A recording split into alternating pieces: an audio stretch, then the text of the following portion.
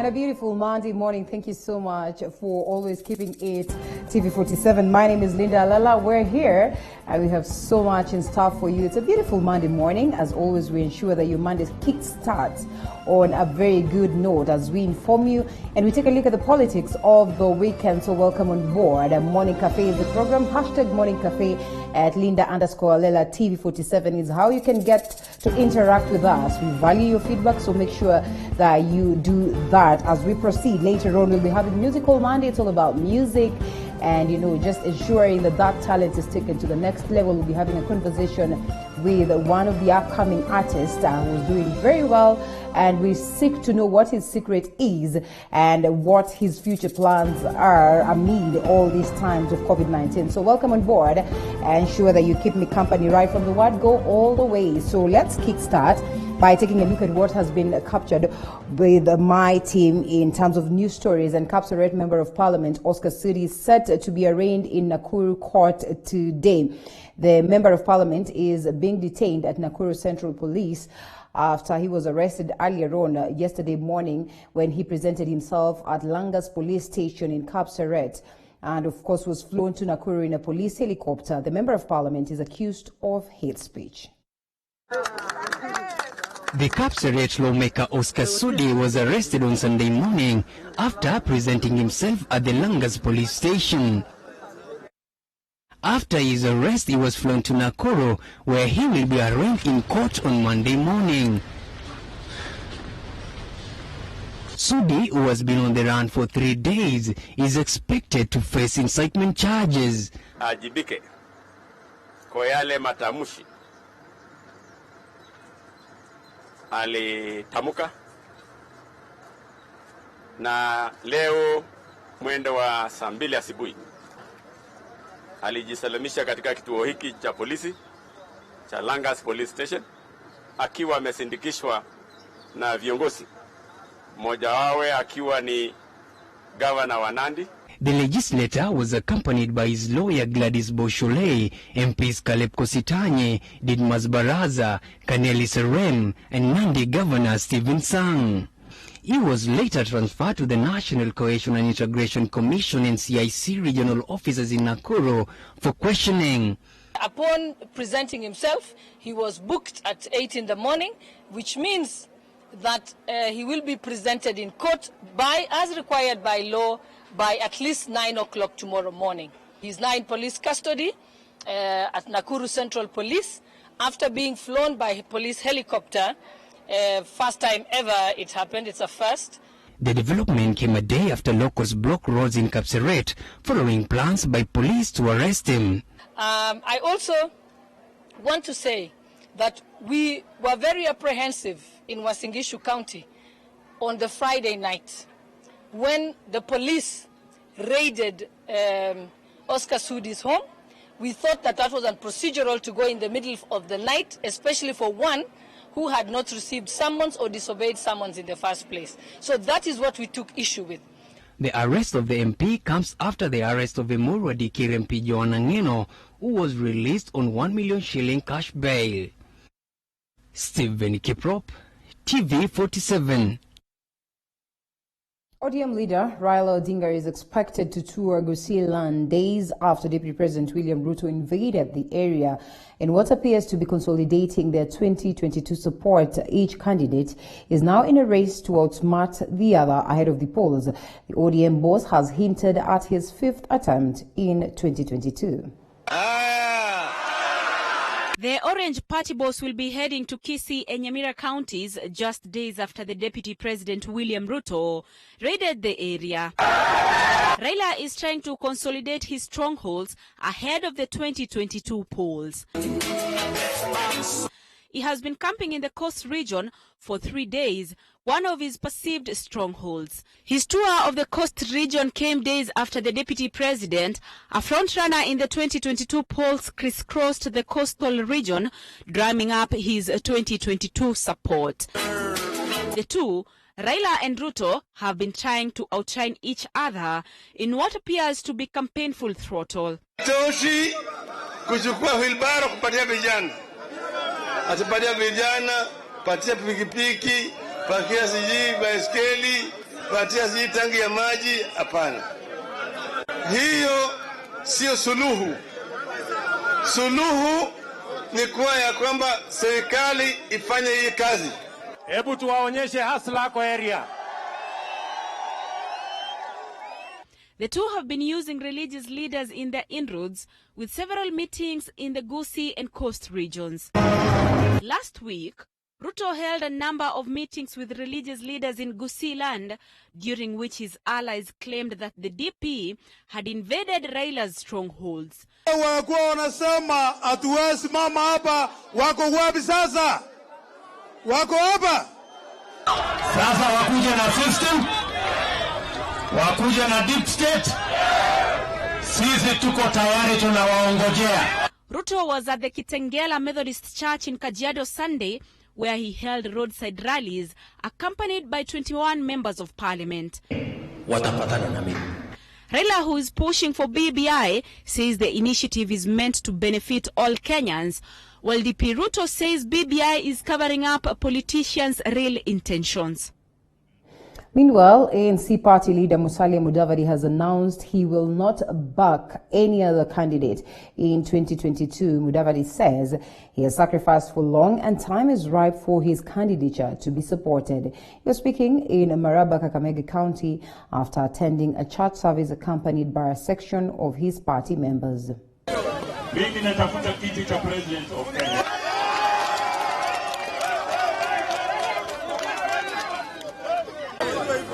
Na mimi nataka niambie wale wanatembea, kama ni Ruto, kama ni Raila, kama ni nani, mujitayarishe, kwa sababu hata mimi najitayarisha. Sasa raundi hii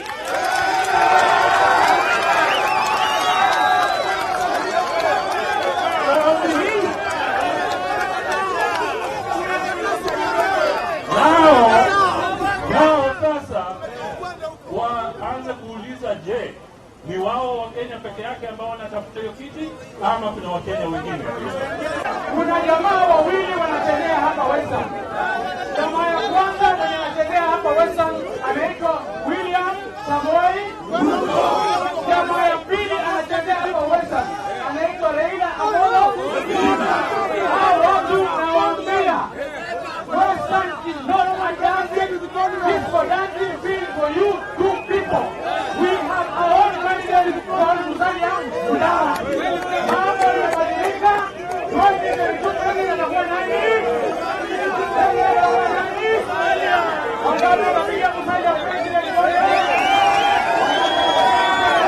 So mimi nimesema kutoka leo hamtanisikia nikiweka machozi kwa ujamaa. Kutoka leo mimi ndo nitakuwa jemedari wake nambari moja. Tukienda kule Kisumu kutafuta kura, mimi nitakuwa mbele. Tukienda kule Masaini kutafuta kura, mimi nitakuwa mbele. Na tumekubaliana hivi ya kwamba tulikuwa tumesema kwamba ati iko viongozi wengine. Kuna watu wanasema hao ndio viongozi wa jamii ya Waluya. Tuko na Eugene Wamalwa na Oparanya. Sisi tunasema hivi, na hii ndio msimamo wangu, ya kwamba hao kazi yao ni administration. Kazi ya Oparanya ni kuhakikisha town itakabiliwa iko safi, kuhakikisha wamama hawajabomolewa vibaya, na nimemwambia kishindwa hiyo kazi tutamtoa hapo. Tumepatia condition number 1. Amepeana notice ati anakuja kubomoa jua kali hapa. Na mimi nimesema kama senator, kabla ya bomoa jua kali itabidi apige mimi risasi, apige Bishop risasi, ndio apige kule jua kali.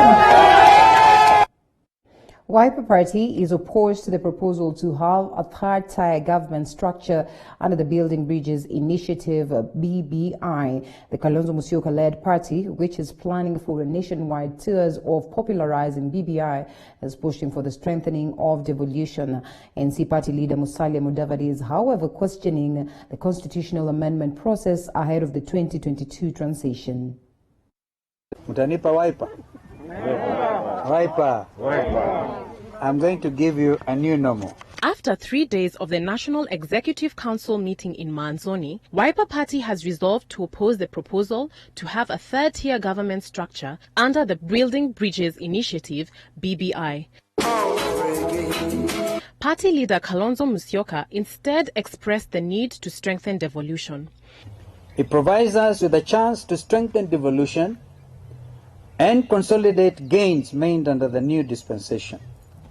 Importantly, it provides a unique opportunity to address fears and concerns of millions of Kenyans who feel excluded in our governance structure. The push for establishment of regional government has largely been termed as a scheme by county governors serving their final terms in office to save their political careers. ANC's Musalia Mudavadi is, however, questioning the reasons behind the constitutional changes during a transition. Ni kwa nini wakati wa uchaguzi unafika, wakati wa transition, alafu watu wanasema wanataka kubadilisha katiba? Katiba si ya viongozi, katiba ni ya Wakenya. ODM leader Raila Odinga has been pushing for the Building Bridges initiative that he says will save Kenyans. However, Deputy President William Ruto says of concern for now is reviving the economy. Wakenya wana ufukara, Wakenya wana njaa, Wakenya wamekosa kazi. Kama mtu ako na njaa, umpatie samaki ambaye ameshapikwa, atakula na atashiba, lakini kesho atakuwa na njaa tena. ODM boss Raila Odinga has been popularizing the report, which is yet to be made public. Kujatimiza ile tulioko naye, ambaye hatukuambiwa ni nini baya naye, kwanza itimiziwe hii. Una support nini kama hujui nini iko ndani yake? Unless unafanya sisi wajinga, wewe umepanga hiyo umeweka huko, na utuambie tusipinge ama tusisupport kama hatujasoma. The BBI task force is yet to present the report to President Uhuru Kenyatta and ODM leader Raila Odinga. And Education Cabinet Secretary Professor George Magoha has convened a consultative conference for stakeholders today to deliberate on reopening of schools modalities. Andrew Nkilimi with a report. In an invite to stakeholders, the Ministry of Education has called for a crisis meeting on Monday over the reopening of schools. All education stakeholders have been invited to deliberate on the modalities put in place. Education CS Professor George Magoha and other education officials have been touring different institutions of learning to ascertain the level of preparedness in those schools ahead of the uncertain reopening. Some of our people will come to Kitui to physically inspect most of the primary schools, a reasonable sample, find out whether they have water containers and the capacity. The Education Task Force that was set up to oversee the reopening process held a consultative meeting last week to deliberate on the distribution of more desks and lockers in public primary and secondary schools. Monday's meeting will discuss phased reopening of schools and allow candidates in Class 8 and Form 4 to resume schools first. The reopening of colleges, universities and tertiary institutions, the ministry says must be under strict adherence of the Ministry of Health guidelines. Andrew Nkilemi for TV 47. Away from that, Senate is set to hold its 11th sitting to unlock the ongoing revenue standoff.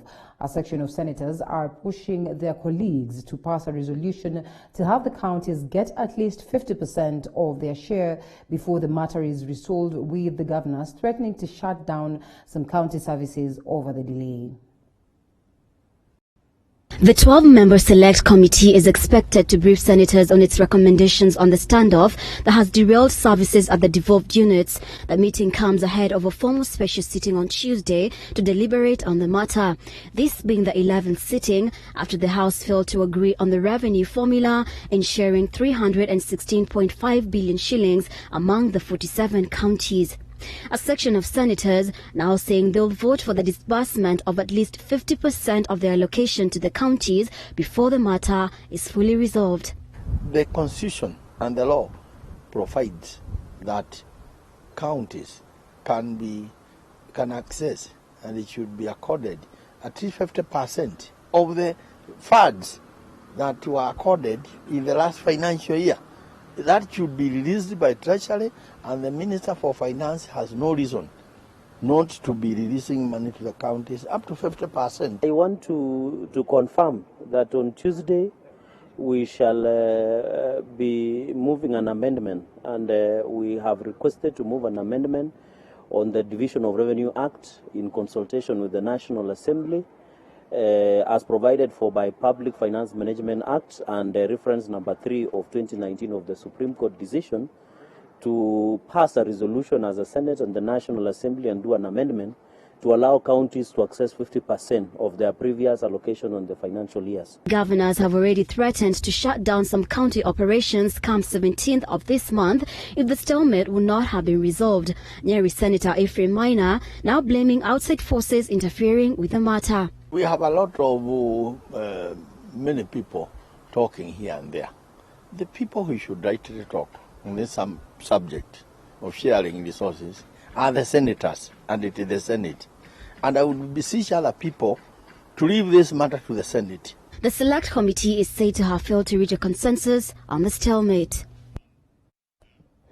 Now, a middle-aged man is nursing serious injuries after his hand was chopped off by people he claims were angered by a post on his Facebook page. Kennedy Ochieng Ogendo, who is currently living under witness protection and fearing for his life, is now appealing to both the DCI and DPP Nordin Haji to take up the matter. James Okoth reports from Kisumu. With the rise in the use of social media in Kenya, many Kenyans have resorted to using the platforms to express their concerns on various issues.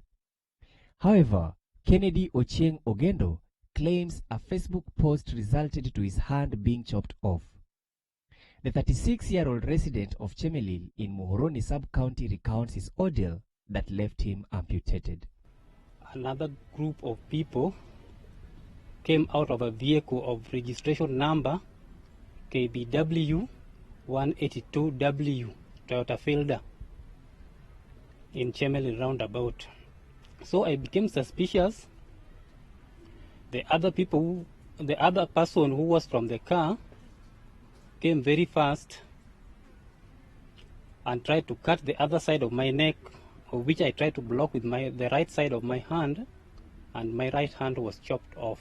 According to him, his assailants are prominent and known people in the area, but even after reporting the incident at Chemelil police post, they are still at large. Out of the laxity of the officers in charge of the case, he is now seeking the attention of the DCI and DPP to take up the matter so that justice can be done. So I'm appealing to the Director of Public Prosecution to take this matter seriously together with the DCI, the CID boss Kinoti, because the DCIO in Chemelil has this issue. He has done nothing about it.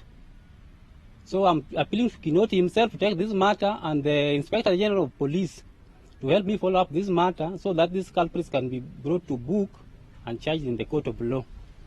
Boniface Ogutu Akach, a human rights defender, has strongly condemned the matter and called for speedy investigations. For somebody to hold a knife and start cutting your neck, for somebody to aim a panga at you to an extent that as you try to block it, it chops off your hand, it means that was a clear hit that was meant to murder. We want Kennedy Ogendo to get his justice. We want everybody who was involved in this heinous crime to be arrested and action taken. They must all face justice. He observed that political violence is on the rise and that it is prudent to protect whistleblowers. He also called on the DPP to relook at the charge sheet and intervene in the case. We need justice for Kennedy Ogendo. We want all the security apparatus in Kisumu to take this matter seriously. We want the Office of Director of Public Prosecution to check on the charge sheet. We can see that the charge sheet, we can see that the case that was being preferred is assault. But from the evidence that has been shown, for me, I think this is an attempted murder. James Okoth, TV47. And to an interesting sports piece compiled by our very own Juma, Impala Saracens winger, that is Quinto Odhiambo, has continued to defy the odds to scale up the rugby ladder despite childhood dreams of being a professional footballer. Odhiambo has now carved himself as one of the finest rugby wingers in the country. Our sports reporter Julius Juma spoke to the Bachelor of Commerce undergraduate student and tells the story of a lad who loved football but got married to rugby.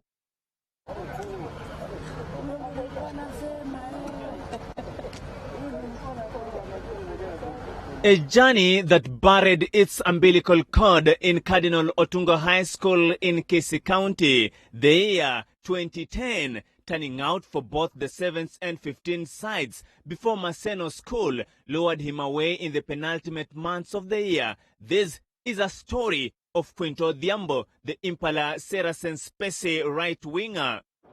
So rugby aliniita ku try out, so hiyo mwaka akina Jacob Oje, the previous Kenya Sevens captain, alipotoka, walipokuwa wanatoka, wakaniambia the incoming team wakaniambia niwasaidie kwa sababu kwa na numbers, niende niwasaidie hizo incoming outgoing. So nika try out, wakasema niko sawa pale wing cause nilikuwa mtu anaweza kimbia, mtu ana mbio. The Oyugis born rugbyer having his best of times at Maseno School, bagging numerous individual awards before signing up for Kenya Cup side Impala Saracens. After break ilipoisha, mimi nilielekea Maseno. So inamaanisha vitu zangu zilikuwa Cardinals zilibaki, sijaichukua hadi leo. So bado ziko pale, maybe one day nitaziendea. So nika join Maseno School, maisha yangu ya rugby kaanzia pale. Because as you know, Maseno ni powers ya rugby. Nilimaliza high school, Nick Abok, alikuwa coach at Impala, he's a former Maseno old boy. Akanipigia simu akaniambia kuja Nairobi, kwa uko na mtu unaweza ishi naye Nairobi, kuja Nairobi ucheze rugby. Surprisingly, the diminutive winger will now be turning out for a football side. So talented and ambitious he is that Kenyan Premier League champions Gor Mahia came seeking his services without much success. Gor Mahia walikuwa wanafanya tour zao, they are scouting players. So one of their scouts wakatupata, mimi na Boniface Omondi. Alikuwa Gor, sasa ameenda Wazito. Mimi na Boni tukaambiwa tulimaliza tu mechi hivi, wakatuambia wakati itakando, wakatuambia niaje tunaweza taka mjaribu na Gor. Akatupatia hela za transport na a bit of accommodation. So mimi nilichukua part of that money nikapatia Boniface, nikamwambia all the best brother. And after giving rugby its best shot, Odhiambo now eyes a call up to the national team, be it the 7th Shujaa or 15th Simba. Nimeshinda individual awards hapo ESS. Nimeshinda individual awards Kenya Cup. Najaribu at least nipate call up, since nianze kucheza rugby sijaipata call up yote, either national team 7s or 15s. Wanasema this the year, so I'm giving it all. The Pesi winger continues to juggle between field and class, set to graduate with a Bachelor of Commerce from Daystar University, highlighting the need of studies among sports persons. As an individual, lazima ujijue. Hizi karatasi zako za shule lazima uzitumie vilivyo. So that's why pia masomo sijeka kando. So mali kutakuwa na mlango ambao umefunguka, nitaingia ndani. With the COVID-19 pandemic taking a toll on sports globally, the Maseno School alumnus is now a personal trainer as he labors to make ends meet. Dreams of a footballer, but the life of a rugby player. Quinto Odhiambo's journey is that of a go-getter, a clear manifestation of the common saying, where there is a will, there is a way. The Impala Saracens right winger now harboring ambitions of playing for the national team. Reporting for TV47 Sports, I'm Julius Juma. Thanks, Julius, for the great piece. Now time that we cross over to the newspaper review after this short break.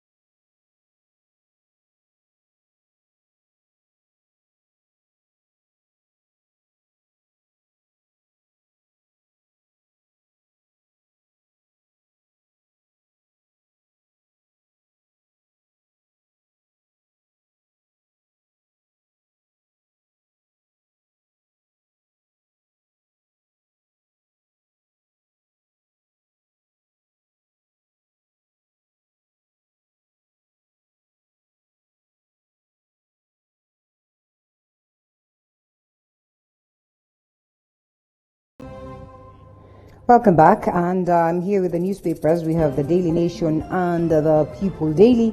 Let's kickstart with the People Daily. Joining me on the review is Isaac Wabuge, who's a political analyst. Isaac, good morning. Good morning, ma'am. You well? I'm great. All right, so much has been captured to this new week from the weekend, and that's what we'll be looking at with the People Daily and the Daily Nation on a board. Let's start off with the People Daily.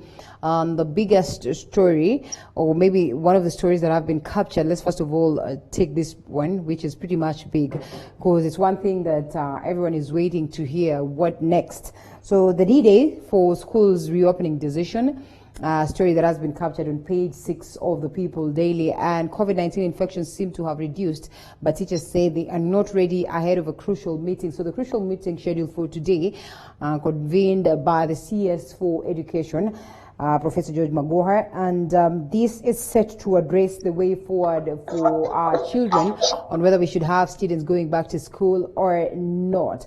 What do you make of this? Amid this conversation that was there last week, Magoha sort of feels like the media has made him look bad or look foolish in what he said. But equally, the last mention is that he had hinted that schools will reopen in November.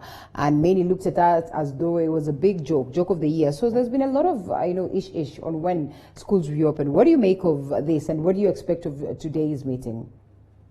Yes, I think on record, as you have put it, saying the media, you have labeled him to look like a fool before Kenyans. And so I feel his approach now to bring all stakeholders to a round table is the best thing to do, whereby they are able to discuss these issues openly. And then at least from there, the education stakeholders make a decision regarding this, and that one will make sense, as opposed to his roadside declarations. Because you realize that unlike health, education is very sensitive because of the kind of the age groups within education, let's say from nursery all the way to tertiary institutions. So the level of exposure in the education industry is massive compared to any other exposure. So that's why these are a tricky balancing act. And personally, I've been feeling Magoha has been talking too much. Roadside declarations have been a lot coming from him. So his change of tact to bring the education stakeholders to a round table to discuss this is welcome. We are yet to get a government confirmation that indeed the curve has flattened. It has remained more of hearsay. And also the media has been pointing out that the curve is flattening. You remember initially you were told that the peak of the infection will be this month. But then listening to Aman recently, the PS, he mentioned that the peak will have been in July. So if at all the government can come out and clearly, by the guidance of experts, and also not only local experts, but also World Health Organization, if they can come up together and make a joint statement and say that indeed our curve has flattened, then I do believe it is necessary for us to consider reopening schools. Yeah. Okay, well, we are eagerly waiting to see. Our very own Andrin Kilemi will be following up on the same, and we get to update you later on. This even as the numbers stand at 36,157. Those are the total cases that we have so far. And 23,067 have recovered so far. 622 deaths from the very first case, and 497,656 have been tested so far. So 188 was the number that was recorded as of yesterday, and of course out of 3,092 tests. And away from that, and to this story, the man governors love to hate. Anti-corruption boss, that is Twalib, and says he intends to make life miserable for corrupt county bosses, with 10 more leaders expected to be charged. Captured on page 5. But yes, we've seen this. It's been a proper crackdown on the governors. What many argue is that just how much of effect will they be? Because then we might see them going, of course, being grilled at the EACC, heading into the courtrooms, but really, at the end of the day, no convictions, no recovery of assets, nothing really tangible coming out of it. Should we expect anything from Tulip?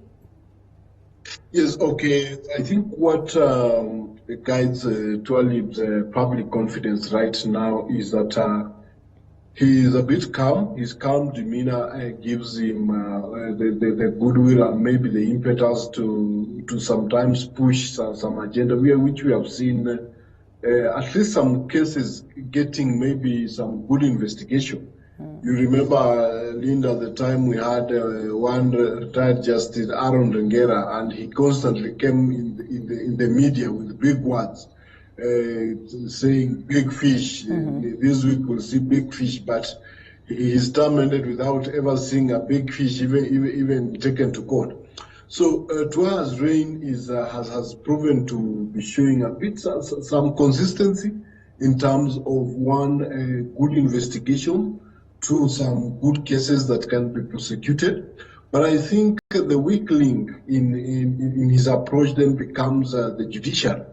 And this is where we have been calling upon some form of changes in legislation on corruption cases, because you realize that a corruption case can go up to 10 years. So we just see flashes of arrests in one evening at a senior leader's home or politician home, one with serious police cars surrounding the house, or maybe searches. But then after evidence has been found and submitted, then the legal process is a bit tricky. That's why we can confidently say that since Kenya got independence, we have never had a landmark conviction from corruption in this country. And Kenyans are still waiting. So I guess going forward, if we ever need any changes towards the anti-corruption and public finance bill, it should be what is the time frame in which the judiciary is supposed to listen to a corruption case. If we can peg it, let's say the way we say a presidential petition has to be decided in 2 weeks. You see what goes in terms of judges, in terms of lawyers, and the entire litigants when we are having a presidential petition. You see much goes in till they go till past working hours to make sure that they beat the deadline. So if at all we can also have such a scenario in law that mega corruption cases, let's say maybe we can value them and say between for this amount, mega corruption cases, maybe we give it 3 months. Such cases should have been finished and a conviction done. Then that's the way we'll be able to see this big fish that Rengera had told us of some years back, getting justice being dispensed to even the ordinary Kenyans who have lost quite a lot.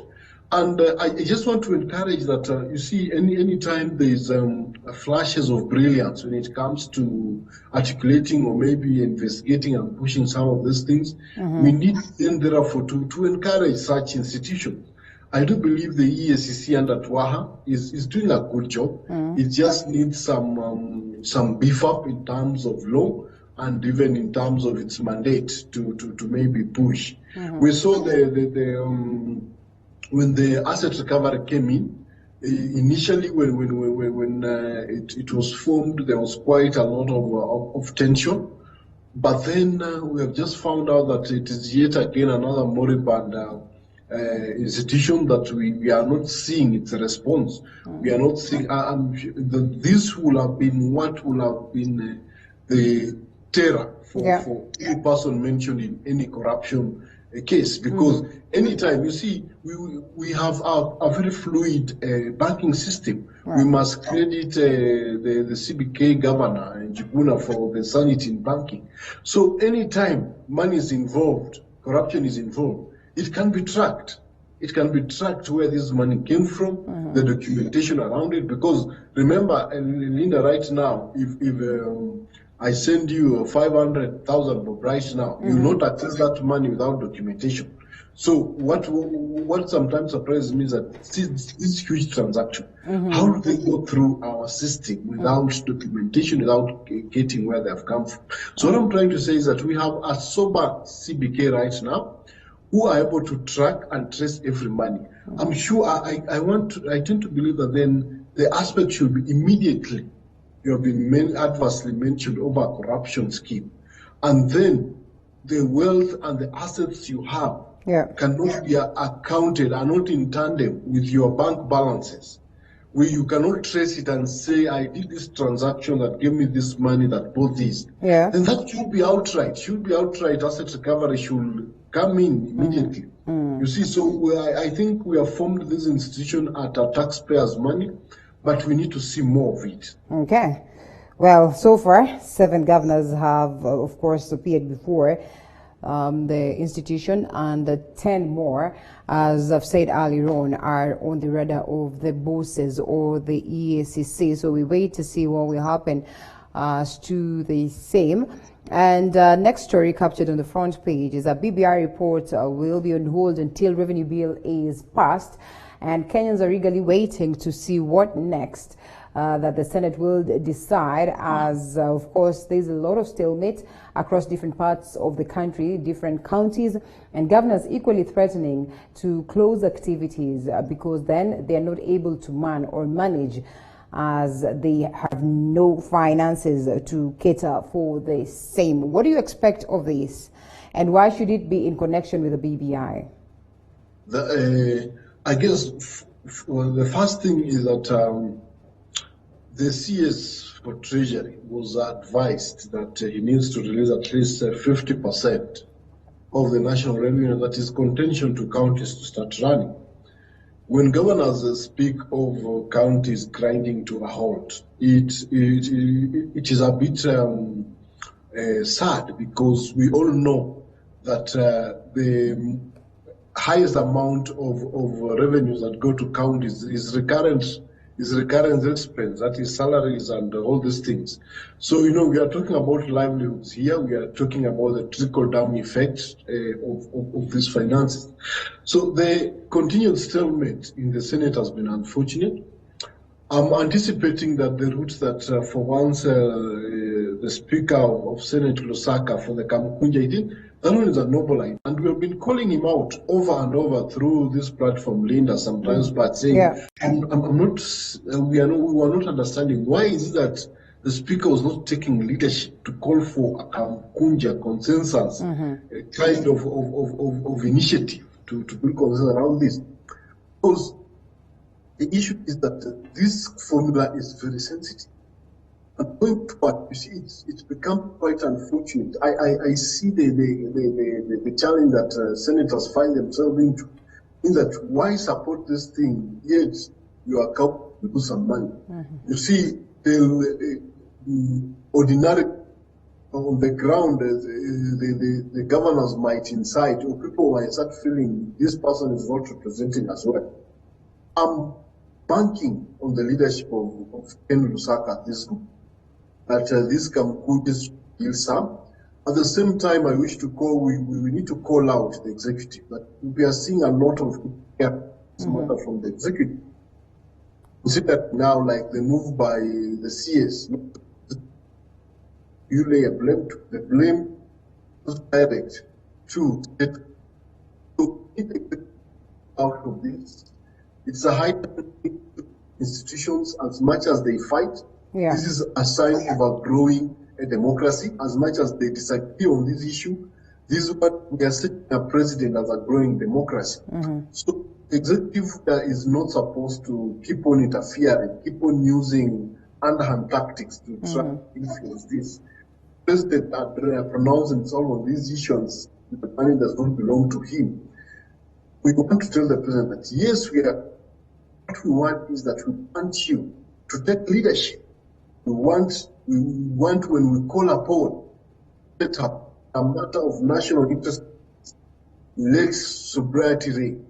When we call on Capitol Hill on a matter of great concern like this, let sobriety reign. Let us stop this flexing or gain.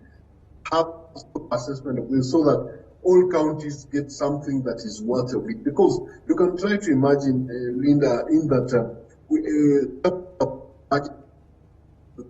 as the respective amount. Yeah. When the other counties get a cut, getting that void will become an issue. You hear the story of equalization fund over and over. There is no legislative angle over the equalization fund. So this is another thing that the Senate needs to do. And that's why we keep complaining about the service delivery when it comes to our institutions. Because you cannot say 10 years this institution was started. We are yet to have now the equalization fund will work. So that we say that these counties that will lose out on this will benefit through equalization fund. About this equalization why politics in this? I did believe that there was a huge public endorsement of the report last year because it captured the intention of how Kenyans wanted. If I told these BBIs to go through, then now using a tactic like then we are not going to release a BBI report till this one is sorted out. I think it just shows a form of insincerity from our leader. Okay, well, and we equally wait to see what will happen in regards to the same. We'll be here to update you. Another story, Sudi Ruto guards now face the charges, and the officers attached to the presidential guard are alleged to have helped lawmaker accused of hate speech to avoid arrest. A story that has been captured on page 4 of the People Daily. Sudi had eluded us, but he surrendered yesterday because ultimately, of course, he knows that they would have found him. And connecting that to this one, DP William Ruto says that with God's help, they will defeat the system. And a story that has been captured on page 14. That takes us to the Daily Nation, the front page of the Daily Nation, if you can get that on screen. And it's in connection with the same stories that I've touched on. That is Sudi surrenders ending 48-hour search. And there you go. We await to see what will happen in regards to his arrest today. And it's Ruto Raila duel over Robado. And outcome of the vote to impeach governor is likely to affect events at a national level as ODM leader and deputy president light for the heart of South Nyanza. And you know what we have been treated to over the weekend. Politics clearly culminating or shaping itself and revolving around these two key figures. I don't know what you make of the arrests, the utterances of the lawmakers. And now this battle that we clearly see, it's campaigns, no more care about COVID-19. They're out there rolling or pulling or pushing the ball rolling. Yes, I think when you see what is happening with the political landscape, politicians have clearly told us we are past the corona era.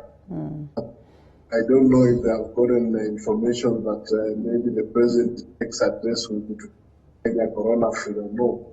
Because this attitude of strength and all these political rallies just all over without considering that we are still in. It's unfortunate and unfortunately these are the arrest and all this.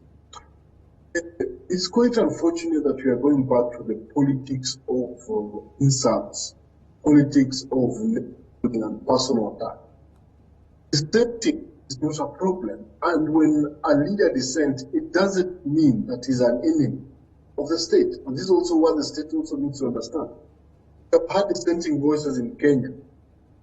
What I can say is that although the past dissenting voices have had an agenda around them, remember the dissenting voices of 1960s, all upon the small minority community considered. That is the Kado politics of the 90s. Now, when you go to history books, you realize that the first leader in Kenya to ever call for secession was the late President Daniel Teacher Arap Moi, while representing minorities during that time. You see, these were pushed like an agenda, because that time Okanu was a predominant of big community. Come again the same year when Amajimbo was established, we saw also dissenting voices of Pinto, the Ogama Pinto axis, the Odinga axis. So they were fighting for something. Come when the dissenting voices of J.M. Kariuki, who in his manifesto put it clearly that, you know what, the access to good education, to good life for any Kenyan is not a privilege, but a birthright. That an agenda. Look at the dissenting voices of the 1980s that fought multi-party that came to 2000 to 1990s, saw the emergence of the repealing of Section 2A. The dissenting were. Look at the dissenting voice in this country right now. It happened. Actually, the Apostle Paul will have been in Kenya, he would have asked us Kenyans. Because we lack an agenda. If we are dissenting on tribal lines. If we are dissenting because our person is being out of government. If we are dissenting protecting a corrupt individual. So we are setting up Kenya to a very bad example for our children and our children's children, because until we get an agenda on whom we can get. But unfortunately, look at the rants by Sudi. It is uncalled for. As much our mothers are equal, then the president remains a symbol of national unity. The presidency is an institution. So such and claim that attacks the president are quite unfortunate. But again, the drama around arrest, it just shows that all these things have. So when you do a mistake, or you are in, then you change and say, you know, I'm being prosecuted because of my political stuff. I think that's quite unfortunate. And then now, even in a case whereby of all this, you have just pointed out on the headline on Nation right now, we take political stance. I guess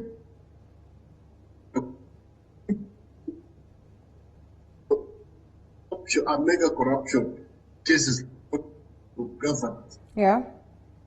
We need to have leaders who need disassociate from that.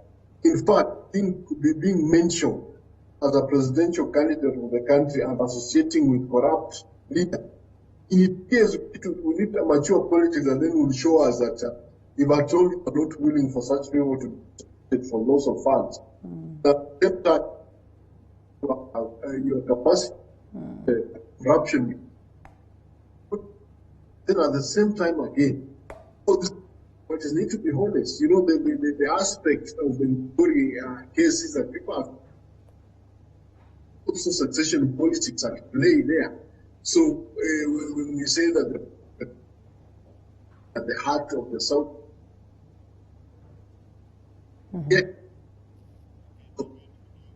taxpayers' money. Then it just tells us the kind of leaders we have, which is quite unfortunate. Yeah. Okay, we do not have a clear, sound, but all the same. Point is home. Thank you so much, Isaac Obuge. Time again is also not on our side. We'd have looked at some of the key stories that have been captured. Yes, critical hours for Kenya to secure malaria funding. Country stares at stockouts.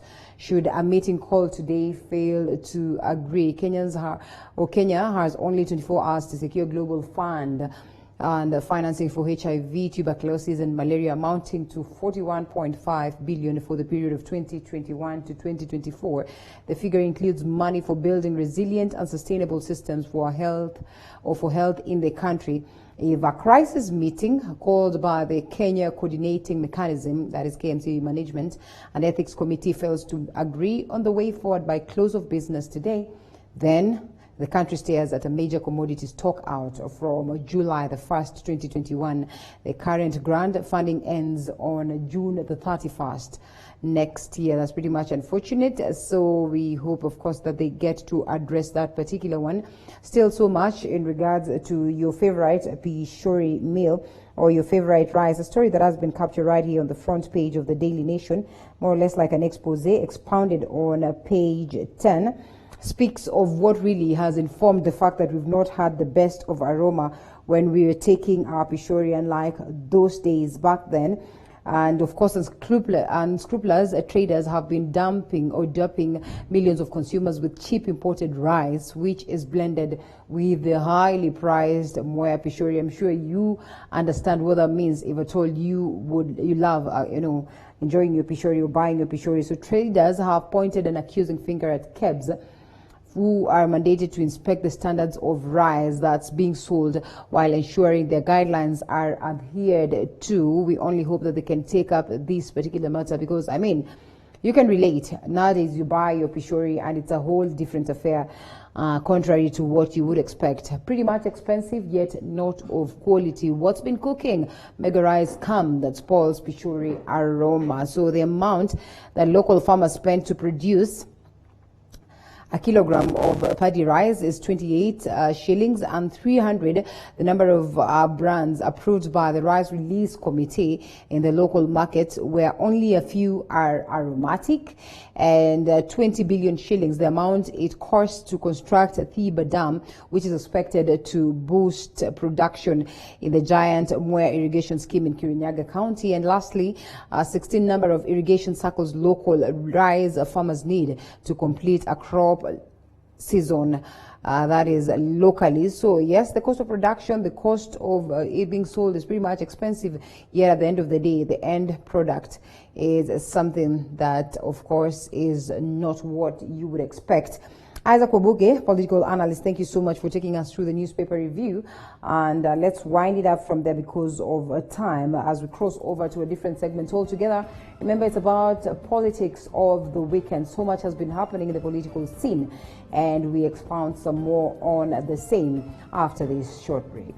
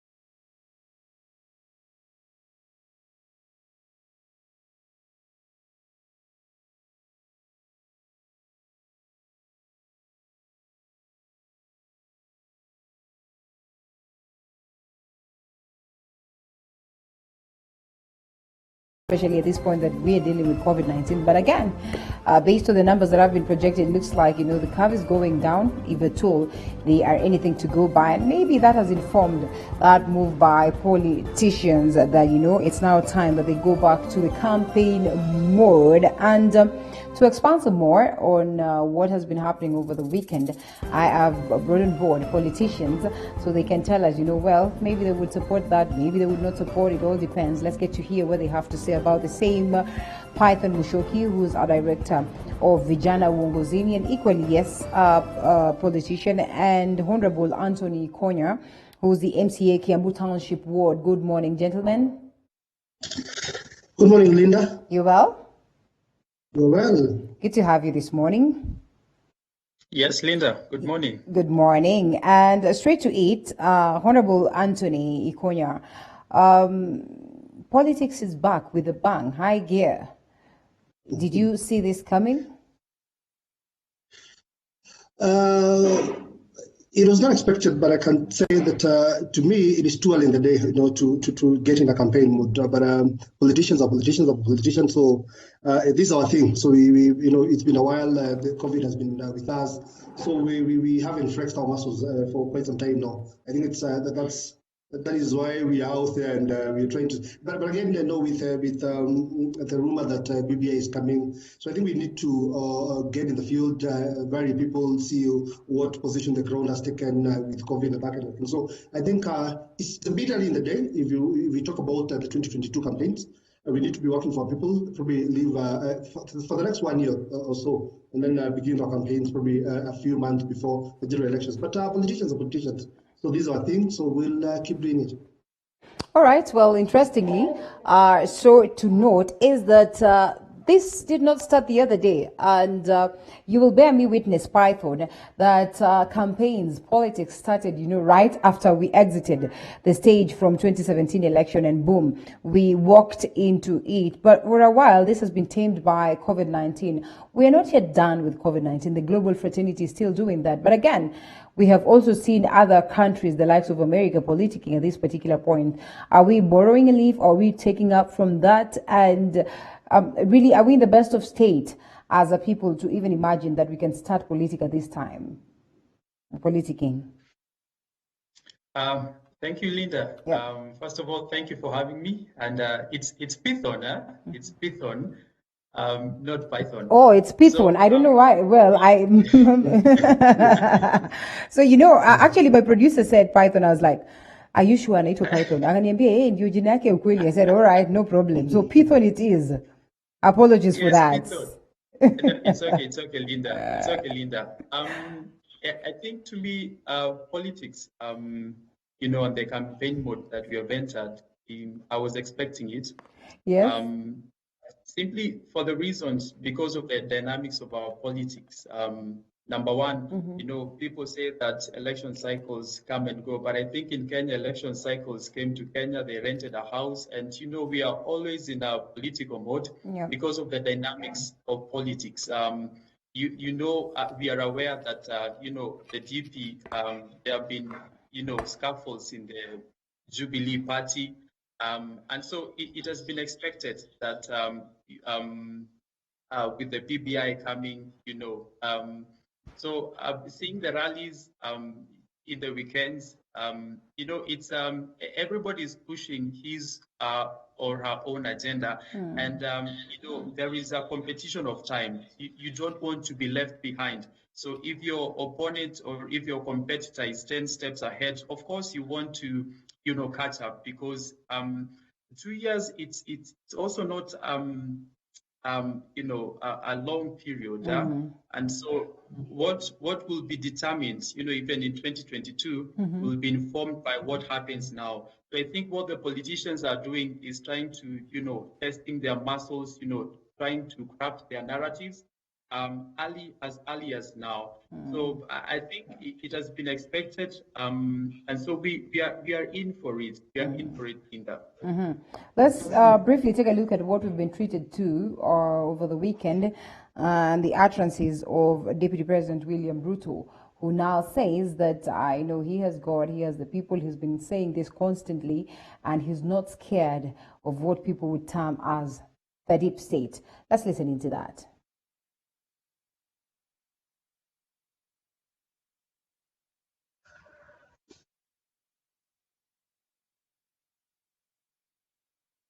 The campaigns of the DP over the weekend. Hata sijui watu wengine wako na shida gani. And I really sympathize with them. Kwa sababu nikiita watu nyumbani wanalalamika. Nikienda kanisani wanalalamika. Nikienda kutoa matoleo kanisani wanalalamika. Nikipatia mtu pikipiki ama bodaboda wanalalamika. Sasa my friends, kwani nyinyi hamuna kazi nyingine ya kufanya? Kazi yenu asubuhi, jioni, wiki hii, wiki ile ingine. Kazi yenu tu ni kufikiria ile mimi nafanya. Kwani nyinyi katika vichwa yenu hamuna kitu ya kupanga nyinyi hata nyinyi mfanye? Bona, please, my friends. My friends, Kenya iko matatizo mengi. Vijana zaidi ya milioni 6 hawana kazi. Watu zaidi ya milioni 17 wako chini ya umaskini. Fikirieni hawa watu. Tusaidiane, nikipatia moja pikipiki, wewe patia mwingine gari. Nikipatia mwingine mkokoteni, wewe kwenda nunulia mwingine kitu fulani. Wacha kulalamika. Sasa kulalamika throughout. Perennial complainers. Munalalamika mkishindwa. Munalalamika mkiwa serikali. Munalalamika mkiwa everywhere. Nyinyi ni mashujaa kweli wa malalamiko. Mimi nimeinuliwa na Mungu ili niweze kuinua watu wengine. Mimi nimeinuliwa na Mungu ili niweze kusaidia na kufanya kazi na kanisa. Na mimi sirudi nyuma. Kwa hivyo, kama mnalalamika, jipangeni vizuri. Kwa sababu mnalalamika siku mingi. I am not about to stop and I am not about to go anywhere. All right, Honorable Ikonya, there you go. And the DP is right there, guns blazing. He's decided that, no one is going to stop his bid. And to what one would consider genuine, at least, yes, every other time, there are complaints about his next move, his moves and all that.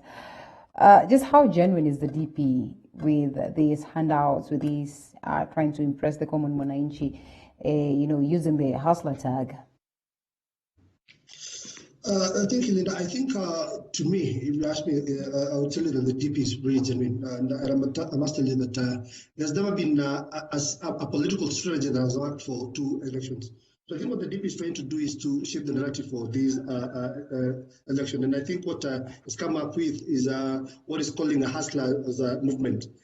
To a big extent, if you look at it, if you look at our population, one of the things that you'll know is that most of us, most of Kenyans, live below $1 per day. Rather, they live in a very poor state. So basically, what he's trying to do is now to bring this whole group together and pray, see if it's going to work out for him in the next general election. So it's a narrative that he's trying to peddle, but I think it's quite genuine if you ask me.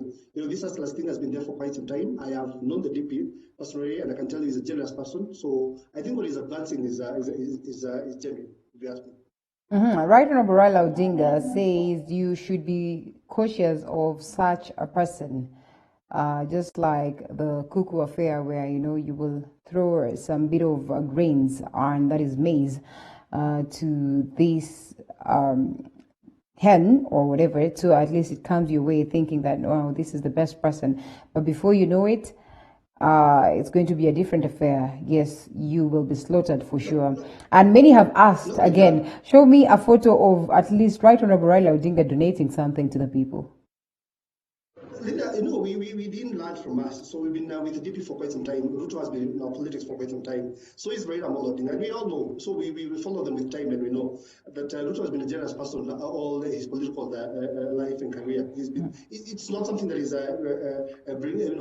just picked up. He's been like that for quite some time. Raila Odinga has been known to be very mean. We've now seen him attend as Harambee or give out money or donate to people. That is something that we do not know Raila of. Of course, we know he's blessed. He's quite wealthy. But so it's not an attribute that belongs to Raila. So I think to Ruto is genuine. So I think he just bring it on board to make sure that he brings the hustlers on board and probably uses it as a strategy to win the next generation. But before we even go to Pithon, we might say that yes, he is genuine in what he does. But the question is, what stops him from taking a national approach, from making changes for the people of Kenya at large?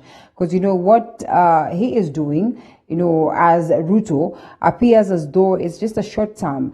If things were changed for the country, if the country was made better by the leadership, then do you suppose there would be need for handouts, there would be need for tokens, there would be need for the DP to go out there and try to help the hustlers, really? I think we need to not isolate that aspect of giving handouts, or rather giving to people. You need to listen to his whole speech.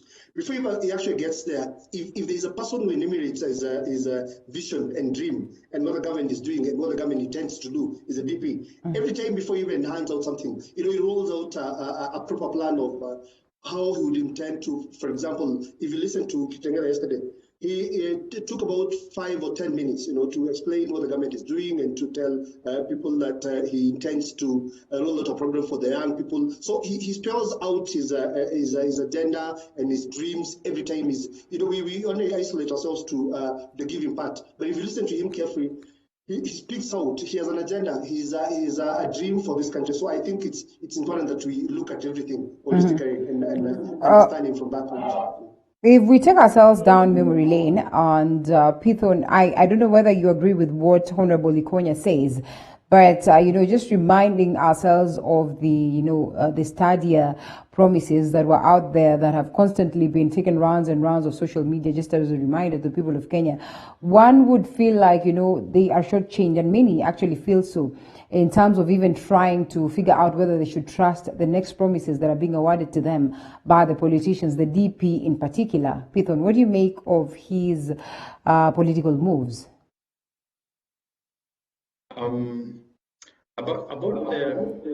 About the promises,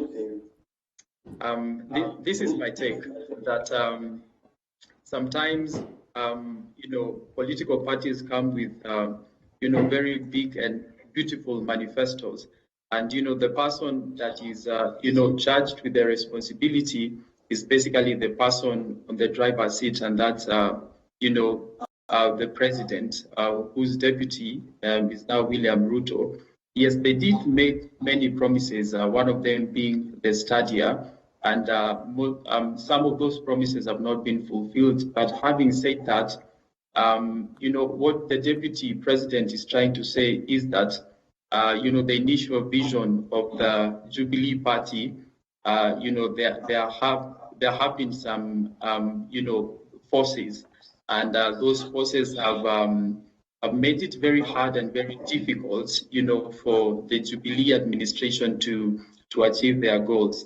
So I think what he's trying to say is that if people give me an opportunity, then there are those things that we have not been able to do because of the challenges in the party. And if you give me an opportunity now when I'm in the driver's seat, then I'll be able to accomplish, and I'll be able to fulfill most of those promises. Because even as you can see, even in his trail, his heart is with the young people, and everything to do with empowerment. So I totally believe that if a president or if a political party, is in power, I think it's mostly dependent on the person who is driving the party or the party leader. Mm-hmm. Okay, yeah, and there's been evidence of differences within the Jubilee Party. But even if before it gets to that point, it's been obvious that, yes, there's some people within the Jubilee Party that are firing shots at the DP in what seems like an agreement between the two, that is with the President Uhuru Kenyatta, that there are likelihoods that he's going to support that is the DP's presidential bid. Looks like things have started changing. Then this can be clearly, projected by the foot soldiers of the president. And the DP decries of the existence of the deep state, and which, according to him, determines the move of the country. But he says this time is going to be different because he will shock them by the fact that he's being, of course, protected by the heavens. And he says that he has no worry at all about the deep state because he is out there determined and is going to win and surprise these people who think the poor cannot come out to lead the country. I don't know whether we have that clip of the DP just as a reminder so we can come pick it up as a conversation. I think, as we work on that, Honorable Ikonya, the existence of the deep state, the existence of the people who are purported to want to alter the interest of the DP come 2022. What do you make of it? Let me begin by saying that the deep state narrative was did not begin with Ruto. It was actually peddled by the likes of Buru Odinga, the likes of Murathe, the guys who brought up that narrative. And I could agree that there exists something called deep state. Government, politics. I can tell you, the people who score shots, they are political brokers, and what they do is that they want to find their way into the next government for, they're entrepreneurs, so to say. So these are guys who call themselves deep state. But I must say that the DP knows, and he has been in government, so he knows. And I can tell you that it is not more of rather when you want to determine the outcome of an election, it begins with the people. You must have the people with you. Okay? Mm-hmm. And since he's been in government for quite some time, we can tell you that we know how it plays out in general elections, how people can rig elections, how he's been in this system for quite some time. So that is why he's saying, I believe that's why he's saying that you need to begin with the people, have the people with you, and then you cannot deal with the rest. Because, in an election, when the margins are too big, there's nothing much you can do. Mm-hmm. When the deep state comes in is where the margins are quite close, So that's why you've always had that the elections were leaked. I don't know, this constituency, the results quite a bit late, Those are the things that plays out during an election. Those are the things that a deep state will try to influence. Those people, the people who call themselves so, will try to influence. Mm-hmm. But I think what the DP is now trying to tell people that we've come from Kenyan politics are mature, and I want to believe that Kenyans have become of it. We cannot make decisions not based on what is being told to people by a certain clique of people that purport to be powerful, but we've come of it, and we cannot make decisions based on the needs that we have, based on the agendas that various candidates have. I think that's what the DP has been saying, that we need to go out and sell our agenda to the people, mm-hmm. and not keep telling the people that in as much as I sell my agenda, in as much as the people, they still exist, like what in the US we call an electoral college. The deep state is not an electoral college, because that is not our setting in Kenya. Mm-hmm. So I think we need to address ourselves to issues. We need to address ourselves to the dreams that the various candidates have. I think that's, to me, that is what is going to help Kenyans as opposed to the deep state. In this case, then the question would be, Honorable Ikonya, is that we've seen politicians are, some genuinely subscribing to the ideologies of the DP or any other party, and others are, after, say, the money, as many have argued, that there's been lots of money that is there towards the campaign trail of the DP. Most of the politicians have been purported to have taken that route or that direction just so they would enjoy some of these monies, but in real sense do not really hold, so much support for the DP, or do not hold him high in high regard, or neither do they subscribe to the ideologies that he is trying to sell to the people. Well, gathering from what you say, How would you ensure that, you are not misinterpreted in this case? Linda, I quite disagree with what you're saying, but I can tell you something. For every ambitious politician, we're looking at two sets of people here. We're looking at the president who is on his way to, who is on an exit route. We're looking at the deputy president who wants to ascend to power. So what every politician would do, or rather what an intelligent politician does, is you listen to your people, go to the ground and listen. What is it that your people want? So you want to associate with yourself with that person that your people want. And I think, and Linda, I can tell you, I can promise you something. In the next couple of months, there's going to be a political exodus. I'm telling you, most of the people have taken stance based on what the government is doing nowadays. What we call in the Mtaani language, selling fear. Most of the members of parliament have kept quiet because if you talk, then they're going to get into CDF kitty, investigate. The next thing you hear is that you are being taken to court and that kind of. That is why most politicians have kept quiet. But I can tell you, people look into where the government is most likely going to come from. Yeah. So I can tell you there's going to be a mass exodus from the function that we call Kieleweke into the Changa Changa movement. I talk to these people. I can tell you, last week I was talking to a very senior senator who holds a very high rank in the Senate, who happens to be on the Kieleweke function. So me, I've listened to my people, and if I stay on this side, most likely from the region I come from, then I'm going to lose my seat. But I'm here. For in the meantime, and then when the political time is right, then I'll jump, And I'll go there saying, there's going to be a political exodus. You wait and see. Well, it's pretty much hard to find someone, acknowledging that. But Pithon, what do you suppose are the stakes for the DP now that it looks like Ikonya agrees in a way that yes, the exodus will exit towards the DP, an effect to the DP's party, and the likelihoods that he's going to be the person who's forming the next government? Just to give my comments on the deep state which you had asked prior. Yeah. I think two things. There's something that Murathe said, and he said that we will do everything necessary not to make that person not to be the president. And they were the same words.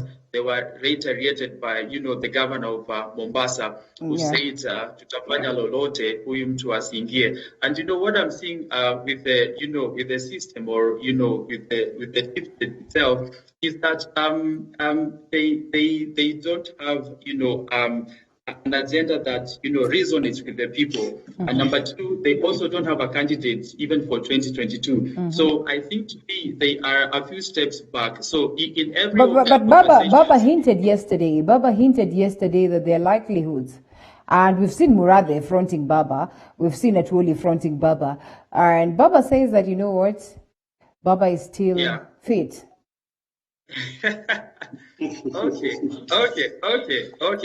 And in every election we will say that Baba has one more bullet. 2027 Baba has still one more bullet. 2032 Baba has one more bullet. I think his time is up. And what the system or what the likes of Akina Murathe are lacking.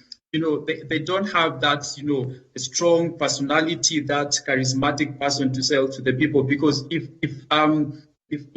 through my observation, I've seen that everywhere the deputy president is going, for example, he was in Kajiado County, and he had, I think, over 21 legislators. He's sending a point that, I'm not alone, that I have a formidable force with me, and I'm not doing this thing alone.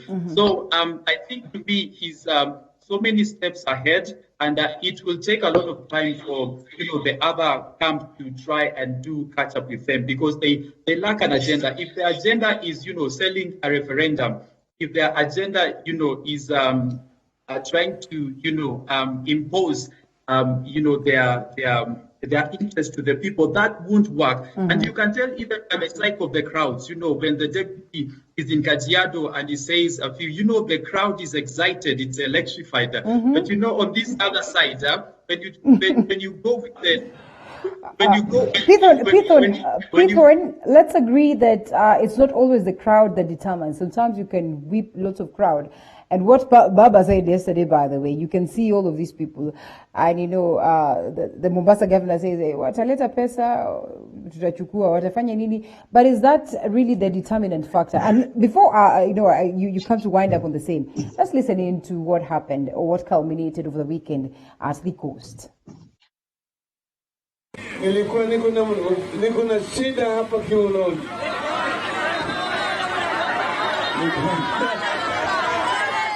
Nikaenda kule, wengine wakasema oh, jamaa yuko mahututi, akarudi na wheelchair.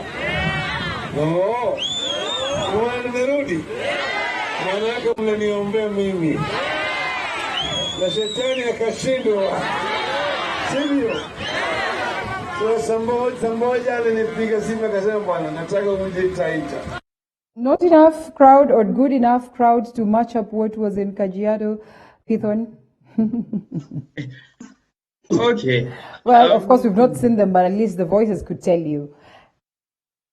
Yes. So my point actually is the message in the two camps. There is one message, their message or their target is number one to tell the crowd or to tell people that the deputy has been in government. He has not been able to do anything, and he's now giving, whether he's giving motorcycles, and that is not adding up well as compared to message of the deputy president, who is saying that that number one, we have lost jobs, we need economic empowerment. To me, I think that there are two very different messages, and the message that is sounding with most of the people on the ground is that yes, we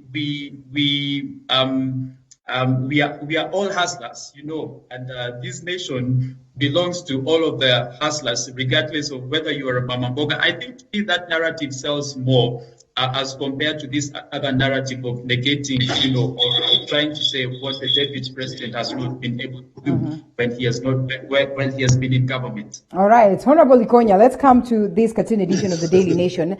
And, it's something that Pithorn has touched on, the last bullet to presidency for Baba. And the last bullet seems like a sure deal. Why a sure deal? Because the others have the years on, crafted on them, 1997, 2007, 2013, 2017. This one has BBI crafted on it. And in what many have argued, there are likelihoods that there's going to be change of, the constitution, and this change would go through the process of a referendum. Do you suppose then that it's going to be a toll for the DP, much as we're saying that probably he could be selling the best agenda to the people? How then will he be able to root out the grip that the BBI has already held? Remember, at some point in time, they all were at the Bomas, fronting the BBI. It is just recent that the tone has changed with the argument of we don't necessarily need to treat Kenyans to a referendum. We can probably have amendments done at the level of the legislature. Yeah, Linda, daggers have been thrown, and I can tell you it's really going to be fierce. What I can tell you is that I can foresee a situation where the first party we're going to have is not even 2022, is a BBI baton. And I can tell you from where I sit, and I've listened to people that have cared to go to different places in this country, the narrative that the DP is trying to sell slowly, and which is going to have a lot of say in the BBI, is that look at us, we at a position where we are not economically doing well. We are in a position where we need to empower people. So the reason why that narrative is being sold is that when the BBI comes, we shall now tell our people, look, is it time for us to add a burden to our people as opposed to now bringing in cushions that are going to help them get back to business? Or do you want to have a document with us called the BBI that is going to add a burden to us, that is going to be, of course, a whole lot of, to what they're calling to expand the executive, So I think, Linda, let me tell you something. Politics, there's so many ways of, I'll teach you some bit of politics, like meet you one-on-one, and I'll show you how these things are how these things are done. You know, the DP is not only selling a narrative for 2022, but also for the BBI. So he's simply trying to tell people that we have an economic crisis. That's what we need to address first. And I can tell you, I can foresee a situation of a BBI falling on its face. That one I can tell you. And therefore, let me just go a little bit back to what my friend just said. If you look at what Raila did over the weekend, as opposed to what Ruto did over the weekend, what I think Uhuru is still committed to making sure that Ruto becomes the president. I think that first agreement is only taking a different route, because the surest way of having Ruto become the president is bringing Raila against Ruto. That is an election that will have won by 9 in the morning. Are you convinced that is the case, really? You suppose that is the card that is being played, Python or Python? Yes, Python. Python. That the president is, will support the deputy come 2022. Is that it? Okay. Let me say this.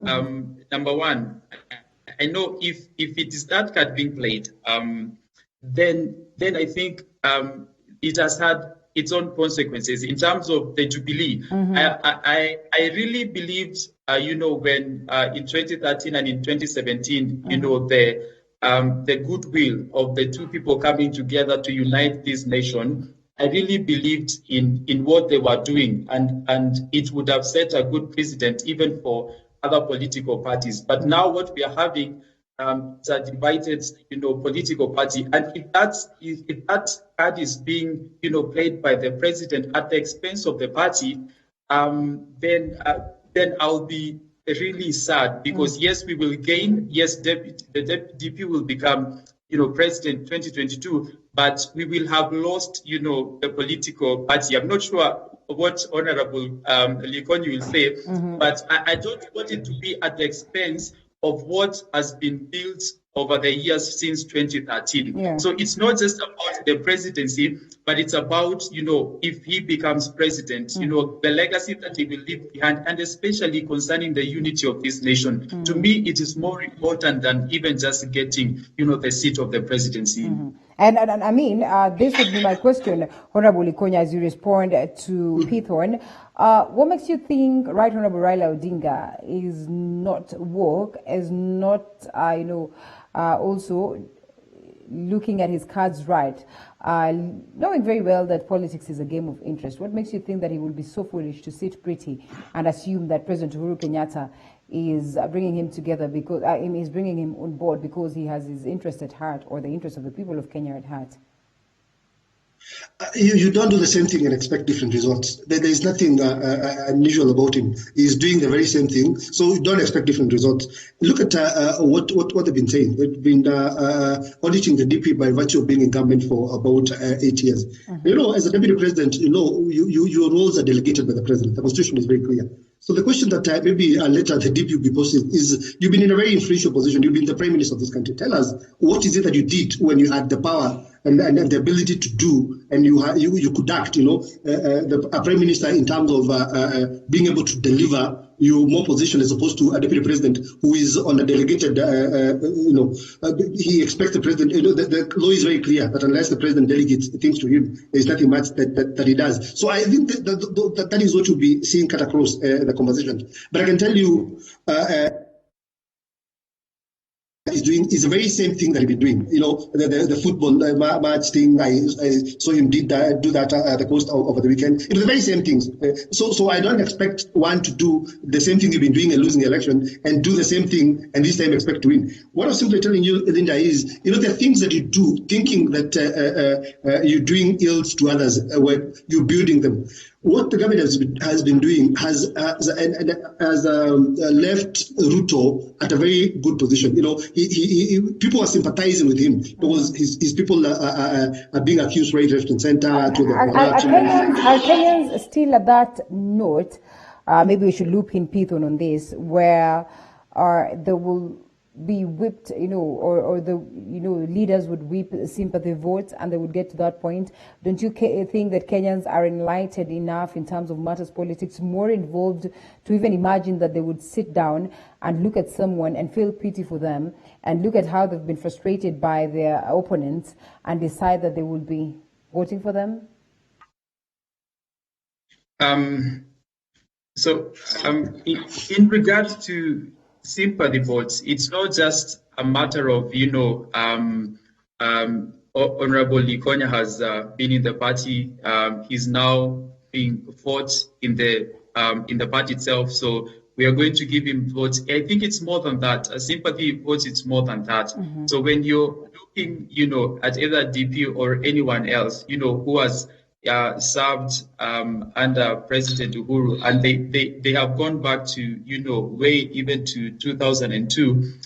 Someone said that, the person who introduced Ruto to the people will have a very difficult time trying to convince them otherwise, because it's not just sympathy, but he has been able to serve, faithfully, and he has been very loyal to the vision of the Jubilee, and you can sense it and you can see it even in the passion, when he speaks about the Jubilee. And he has not, defied his president until, the recent happenings and the challenges inside the political party. So the sympathy votes is not, he has been, chased away, but he's now been seen as this person who is loyal to the president, and he has been able to execute his duties, faithfully, even up to this particular time, because people would have expected him probably to, start, a different, go a different route, but he has just been meek enough and he has been, faithful enough to sit. So I think the more he does it, the more he gains popularity, not just in, other counties, but even in Mount Kenya itself. And that's the thing that, is making the other camp to have sleepless nights, because his patience has been tested, but he's not reacting. He's acting, not in haste, but he's taking time, to figure out each and every step he's making. That's why they have been trying to, cut his internet connection during the, Council of Governors is not working. They have tried to, remove the legislators, aligned to him in parliament. There's nothing that is working because he's very slow to act, because I think he's a person who listens very carefully, and is a person who takes his time even before, doing something. Because even during COVID, he was very silent. The churches, yes, were closed. He was still silent.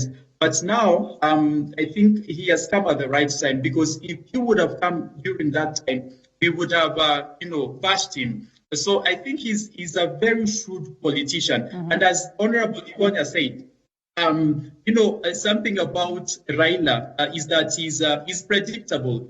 He's a person who would want to have a taste of power. Na sio nusu mkate, anatafuta mkate mzima. So to that extent, it's very predictable, and that's why he has said that you cannot be doing the same thing and expect different results. Is he very predictable? That is one thing we need to know, because of the political moves that he's been making over the years. But looking at how much, loyal the foot soldiers of the DP are, some have argued that maybe this could be an undoing to the DP based on what we've seen, like over the weekend and last week, that is the utterances of the foot soldiers, some of them calling upon the DP to try and tame them. And this has been there for the longest of time. Let's first of all listen in to one of the soldiers of the DP, pledging allegiance to him, not saying anything bad, but many have argued that probably it is necessary that he tells his foot soldiers to, take calm steps. Let's take a look at that.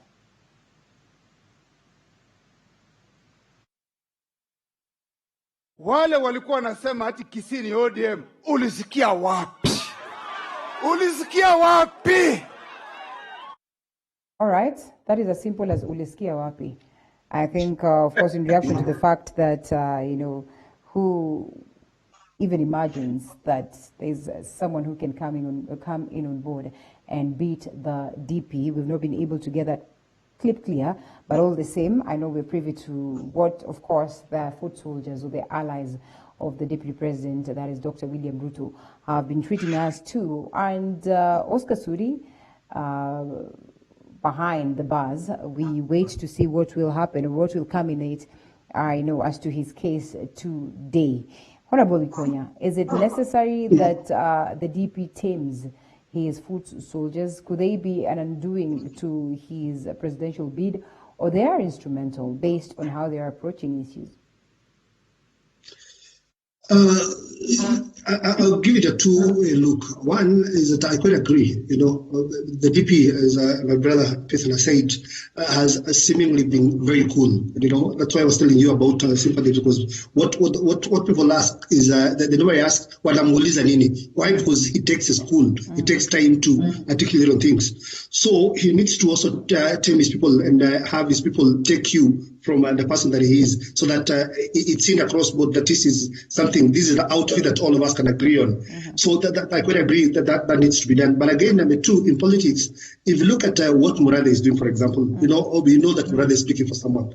And at times, you need to have within your movement a person who can say what nobody can say. Those are the likes of Sudi, those are the likes of Nino. There is when you on the forefront and you're the president, you want to look clean and sweet and that kind of thing. But you also need a person who can say something within your camp that cannot be said by anybody. And you see, once that word goes out, it goes to the people. So the only thing that you need to do quickly, and that's a political strategy, is you dissociate yourself with the sentiments of that person. But literally, you know what they said is probably something that you believe in. But since the language was not very good, so you distance yourself from the sentiment of that person. So, but all the same, we need to have a conversation around that, because last week we were treated so much, so much, and I want to go back there.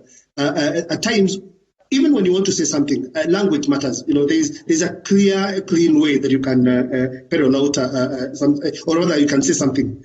But let me take you back, Linda, to something. Yeah. The conversation about mothers. It's been a long conversation last week, so I'm sure it's a stale conversation. But let me say this: it began with the founding father of this country. The father to the president now. Yeah. If there's a person who was volatile on women when in his speech, it was Mzee Jomo Kenyatta. I don't want to get back to that. The last time I heard women being mentioned was during the ICC. And someone said, and it was then the president, now Uhuru Kenyatta, talking to Raila Amolo Odinga, asking, "Kwani heki ni kwa mama yako?" That is something that is on record. I'm sure you have it. So then we had Aden Duale talking about Spencer Sio mama yako. So I think we need to address ourselves as a people. This is a cultural thing, as a country, so that we need to respect our mothers.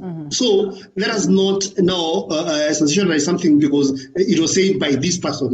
Well, when another person said it, nobody allowed people to castigate that. So I think we need to have an honest conversation about some of these issues. But I quite agree with what you're saying, is that we need to tame the people who believe in us. But again, Linda, the things as a politician I can't say, but I can allow my people to say, because when the narrative voted to sell goes out, it sticks with the people. But they don't just come and behave in a decent way and say that those are harsh words and that kind of thing. But the information has gone out, So there are two ways of looking at it. This is politics, you need a person who can say something you can't say, but and also look, you allow yourself to remain clean, and that's how it plays out.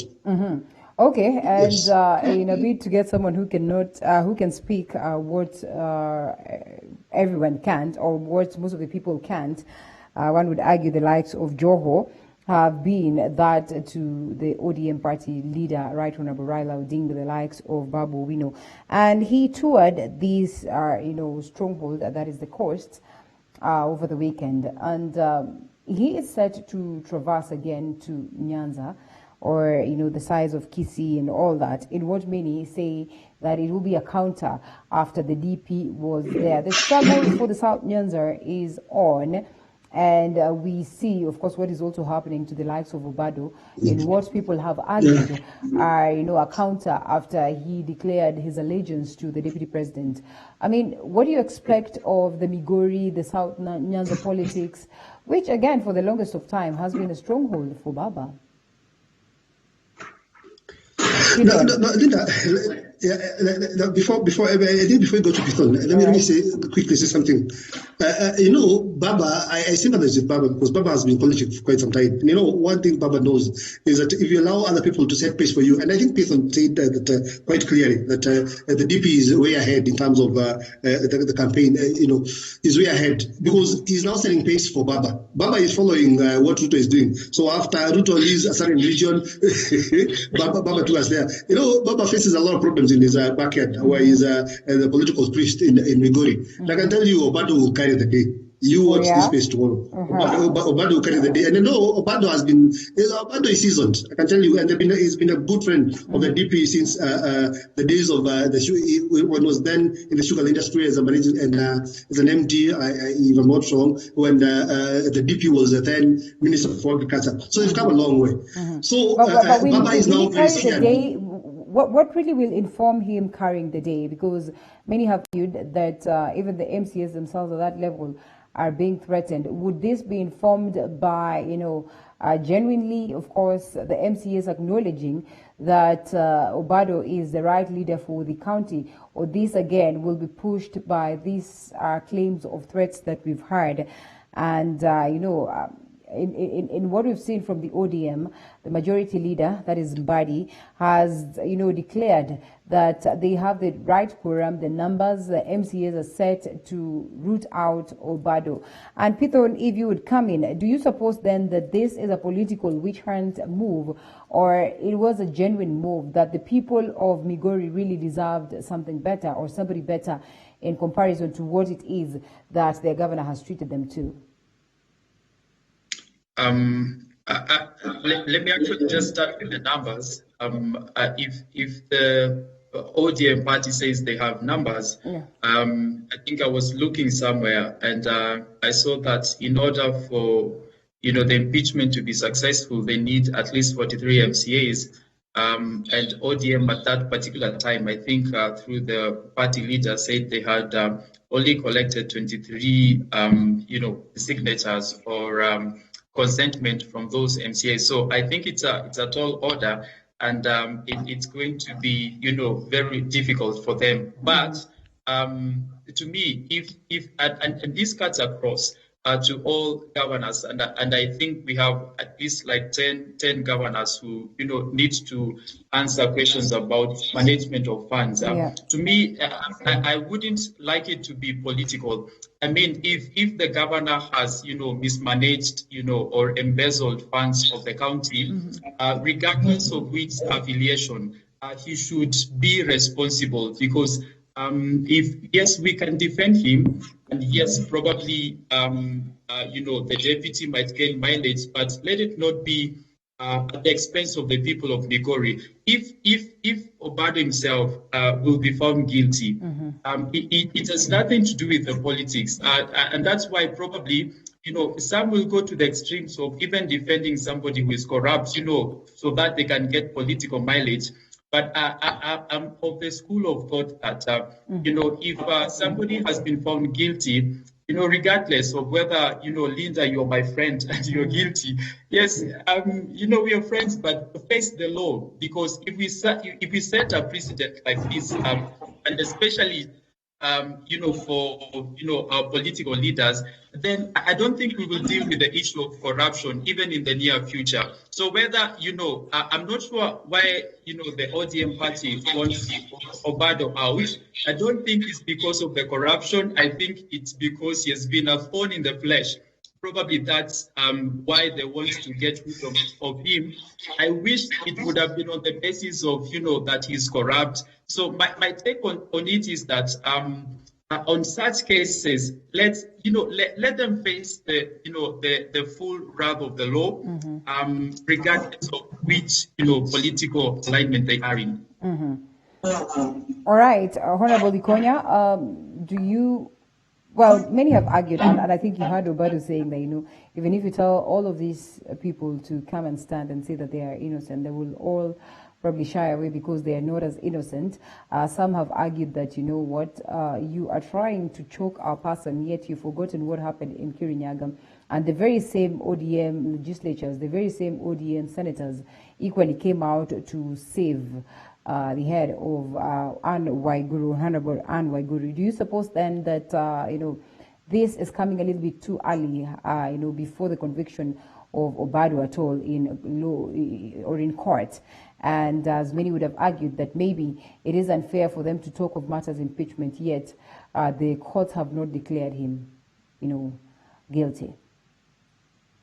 Linda, let me tell you something. Let me advise people, because I can see people as a future. And I'm sure he's going to be a politician, a big politician in this country. Let me tell him, there are a few things you need to know. One, we lost the war on corruption a long time ago. And I'll give you this with certainty.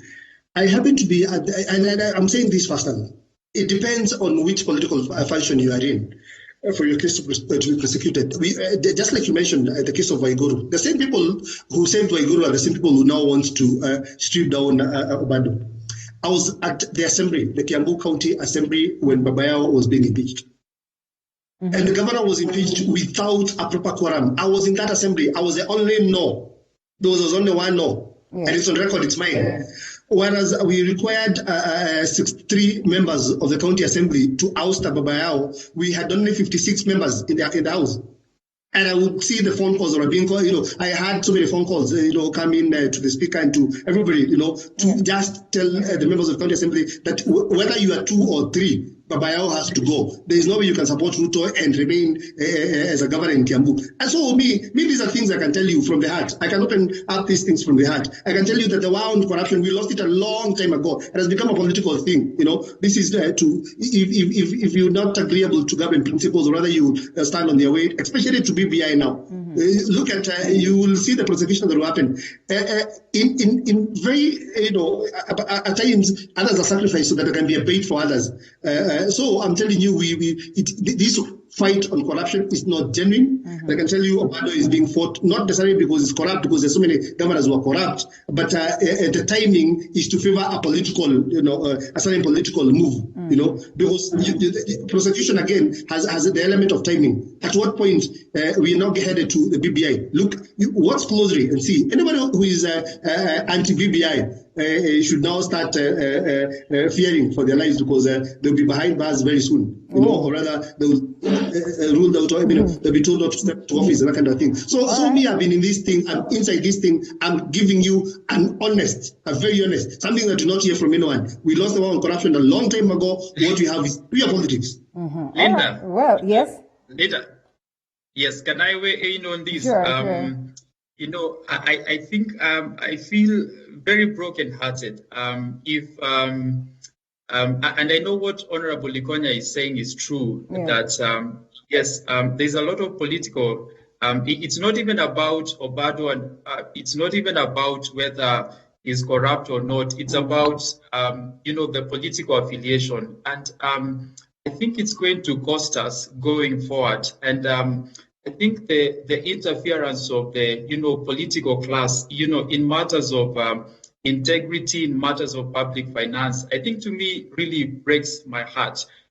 Yes, we may do politics outside there. We may sell our agendas, but when it comes to everything to do with Wanjiku and the resources, I think we need to, our politics needs to, be above reproach. And I think that's where we need to be going towards that, even if one is my friend and he has been found corrupt, regardless of whether he's bringing, 5 million votes to me, if he's corrupt, he's corrupt. I can still, yes, I know I will have the consequences, but for the sake of the future generations who are going to come, I know it's going to cost, a lot, and especially to the political class. But if we still continue, defending people who are corrupt, if we still continue affiliating ourselves to people who know have embezzled funds, then there's no hope in our politics. And I think what either the deputy president or the BBI needs to bring out is the message of corruption. Yeah. If the DP comes out strongly against corruption, I can assure you, I don't know what Honorable Likonya will think about it. If he comes strongly against corruption, I think to me he will have a few. Not even a few votes, but he will get people to back him up. He becomes very strongly. Even in the BBI, if it comes out strongly with issues to do with corruption, anyway, that's my point. Maybe it really All right. Okay. Before we get to wind up, and as we pick on that one, the likes of Honorable Musalia Mudavadi of ANC, have been very vocal on how best we can deal with corruption, and with tight stance in regards to the same, arguing again that probably we've not been genuine with dealing with corruption as of now. The Jubilee Party, or the Jubilee, of course, the ruling party, has not been very genuine in dealing with corruption. He says he's out there for his presidential bid. He's not going to allow anybody else to take up that, or he's not going to back anybody else. It is time that the rest equally back him up. With this candid and, very rigid talk on matters corruption, does he stand a chance, Honorable Likonya? No, and Musalia Mudavadi has been mentioning corruption in this country for the issue of the cemetery. So he's I am sure what he thinks is that if you peddle that narrative about corruption, you will carry the day. But I'm sure Mudavadi is not honest. He's been mentioned time and again. I think what we need to do in as far as corruption is concerned, we need to bring ourselves, or rather to give ourselves, some very strict laws. We need to give ourselves, because we cannot trust anyone. Nowadays, it has become really hard to trust people. We've just come from COVID money being lost. So what we need to give ourselves is, one, independence of the judiciary, allow the judiciary to work independently and allow them to prosecute those cases without political, being handled politically by politicians. Number two, we need to go back to parliament. Let us get ourselves very strict laws. Let us bring ourselves laws that will, nowadays we're leaving it to the discretion of the court to say that your office has now become a crime scene, so you can't step to your office. So you're told not to go to your office. But we need to have that anchored in law. Yeah. That's one to mention. Yeah.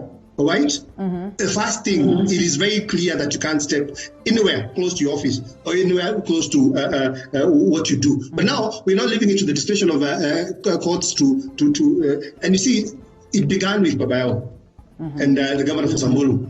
It was then political to have them out of office or not get to office. But you see, since precedence was set, so anybody who comes after will now go through the same treatment. But we need to anchor this in law. We need to have some.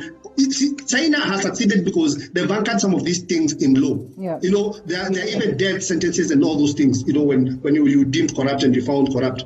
So we need to have very good laws, number one. Number two, we need to have the independence of our judiciary. That is the only way we will win on this corruption. The other thing is that we also need to have the DCI, allow the DCI and give them infrastructure and empower them to work and to have a proper link between the DCI and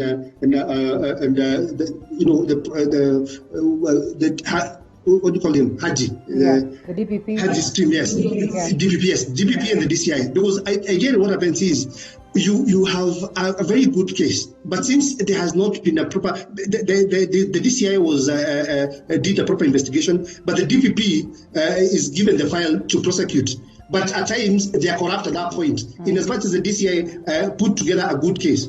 Vice versa, the DCI can, or the DPP could be genuine in terms of what you want to do, but again, the DCI brings in a flimsy case, right? That is why Maraga argues at times the reason why we set these people free is because what was brought before us in the eyes of the law was flimsy, So corruption casts down, to those levels. So I think we need to iron out those things, bring ourselves good laws. That is the only way we can succeed in corruption. Otherwise, Musalia Mudavadi may not be the right person. Okay, and as we wind up in 30 seconds, Peter, what do you make of Musalia Mudavadi's bid and corruption at large? Now that you're the one who said that if the DP takes that direction of dealing with corruption, maybe it will be a plus to him.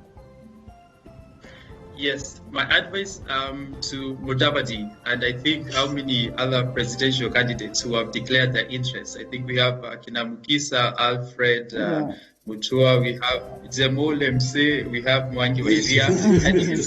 Okay, why are we laughing? Because of Jemo Lemse? The American and he makes us to laugh. So anyway. Yes, but my advice not only to Mudavadi is it's not about an individual, not about you saying that you want a presidency. It's about the team and the force behind you. And I know people have said that Kivuda will make a good president, but I'm telling them that if he makes it to the presidency and he doesn't have members of parliament, then he will be frustrated and he will be able to do nothing. So I'm telling people that it's not about the personality, it's not about the player in the field, it's about the team. And so what I'm foreseeing is that anyone with presidential ambitions should align himself or should come, to a coalition with other like-minded people. Otherwise, if you do it alone, it doesn't matter how brilliant your ideas are. I think you will just become another PK, or you will just fizzle out because you as an individual, it's impossible. The other issue was about, I think you mentioned about corruption. Yes, briefly, that 10 seconds. We can have the best laws, and I agree with Honorable Konya. Yes, we can have laws that will help. But if we have good laws without the goodwill of the politicians, then it is all useless. I think, number one, we need to take personal responsibilities, that if Pithon has been found, corrupt, I need to step aside. Like, it's that simple. But I think we let ourselves to remain in places of position and power, and even when we know that all evidence is against us. I think so. Please, taking personal.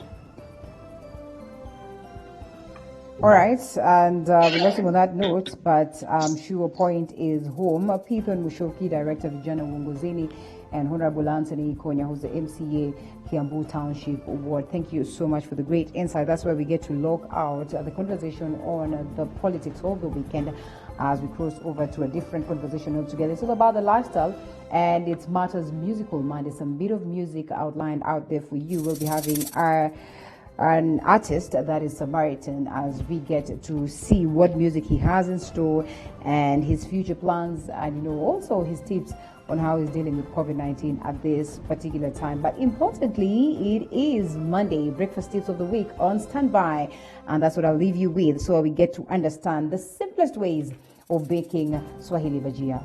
Take a look.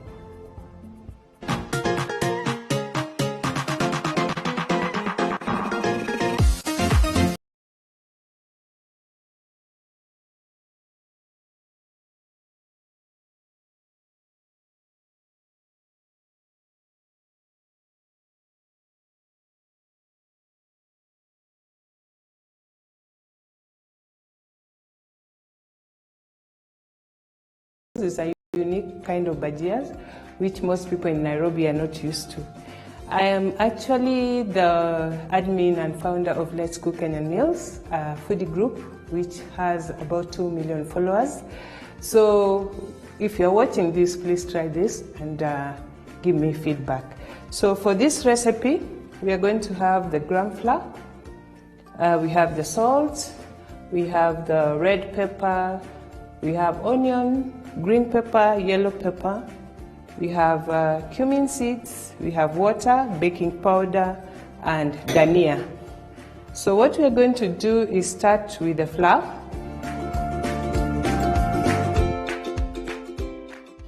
So when you're making breakfast, try and make it as hearty as you can be, because that's the most important meal of the day.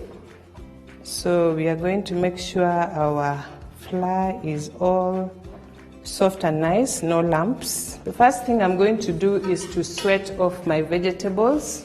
By sweating off is light cooking. So we are going to put a bit of oil.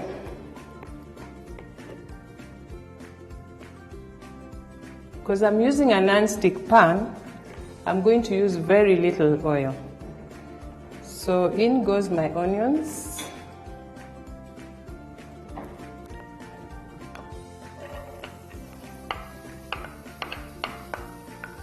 This process is very important for those who don't like raw onions. So you slightly cook them.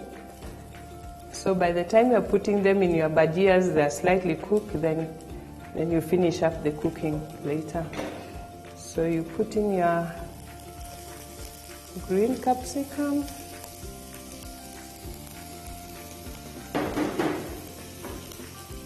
The red.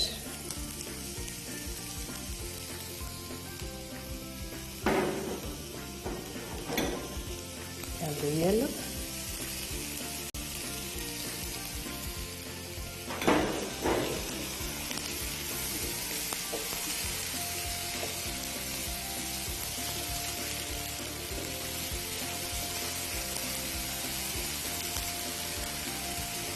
At this point, you can put your cumin seeds.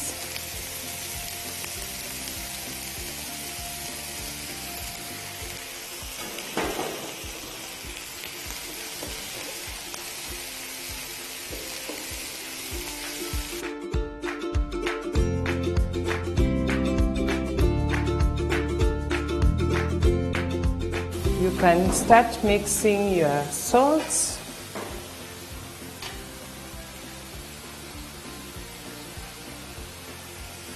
Put in your baking powder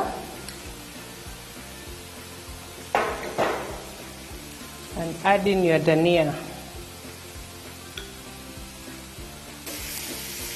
Don't let your vegetables become brown and nasty because they will taste very bad if they are brown. They'll taste like they burnt. So that sweating process has ended, so I'm going to switch off. On this other side, I'm going to put on the stove to start heating my oil for frying.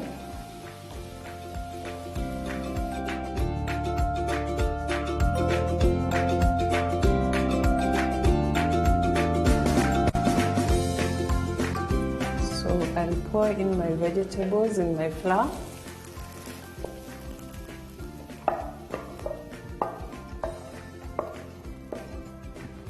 I love having a lot of color in this dish, so I use all the colors I can get.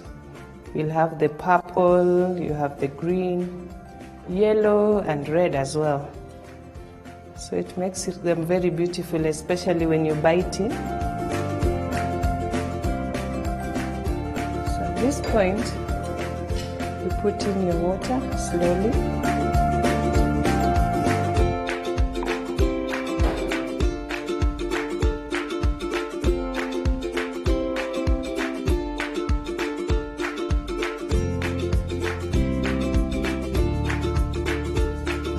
As you can see, the mixture looks very colorful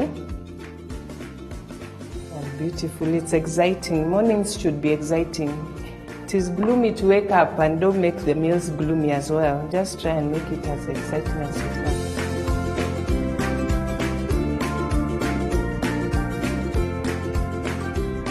So we are going to put the last few drops of water.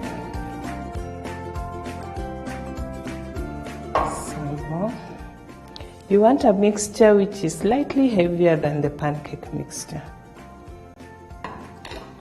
More like cake or drop scones, if you know what I mean. So now our mixture is ready for frying. We'll just make sure the oil is okay. I'll show you how I test when my oil is fine.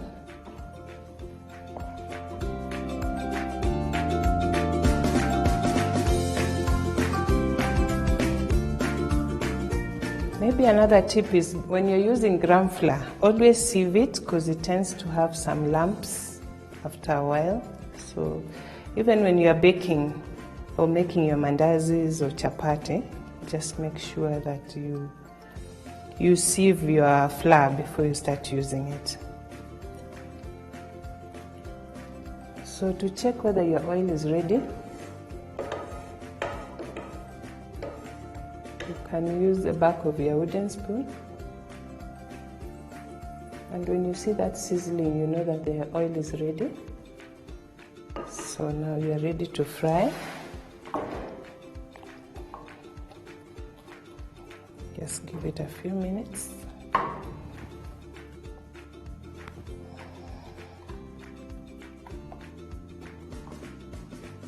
Do that to test as well. You can see.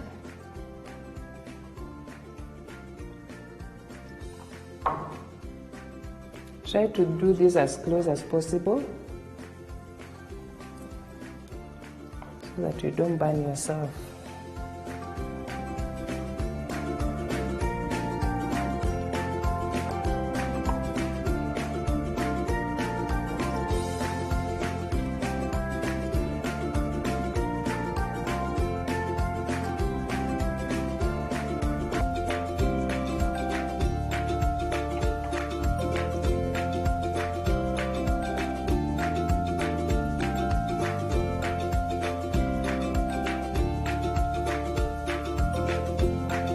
So when you cook it, you see all the exciting colors coming up.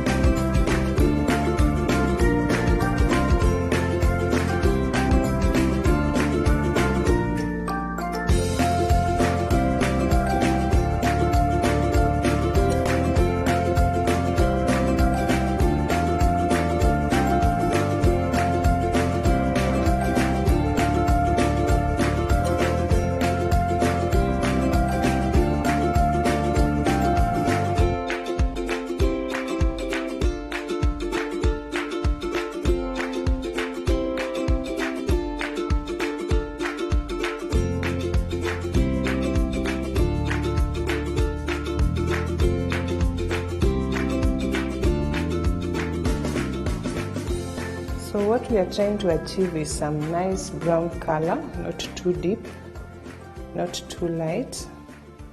As we said, the oil should not be too hot so that it cooks through. And the outcome should be crunchy outside and soft inside.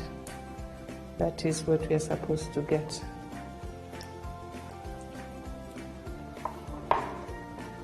So we have more than 1,000 ways to do your bhajia. We have the potato bhajia, we have this vegetable bhajia. These ones you can actually have even fish inside instead of the vegetables. You can have meat inside. So don't limit yourself. I've seen people having chilies inside. You have like nduma peels inside. So it's something you can use to coat anything, almost anything. But for beef, maybe you can use beef which is already pre-cooked. Otherwise it will not cook through.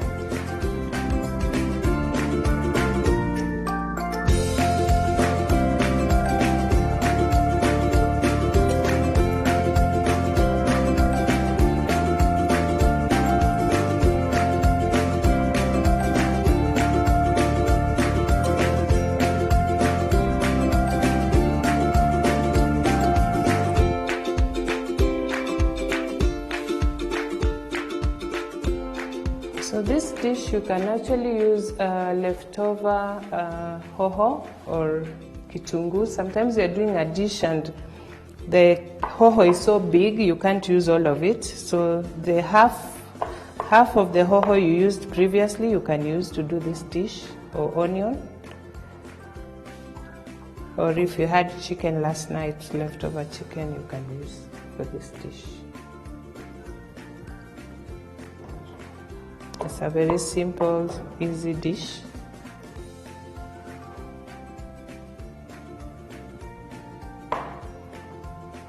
And sometimes you don't have to serve it for breakfast. You can even serve it with other dishes for lunch, for high tea, for brunch. So it's a dish which cuts across depending on what time of the day.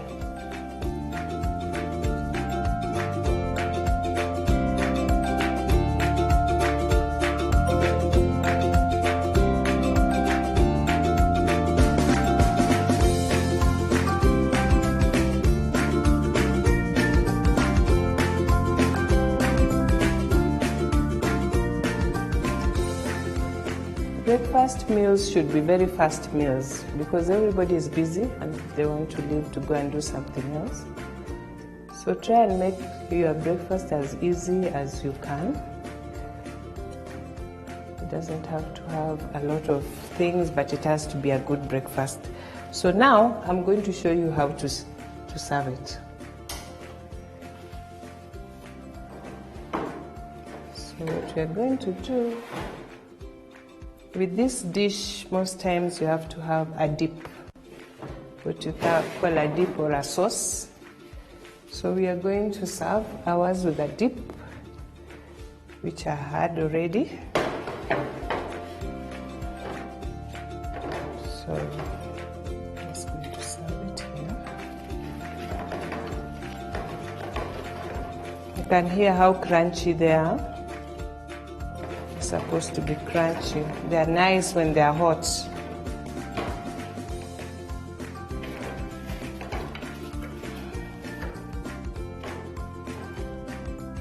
You'll notice I didn't put chili because you find that in some families there are the kids. So what you do is that your dip is where you're going to put your chilies if you are somebody who loves chilies. So you can see that is how you serve your bajias.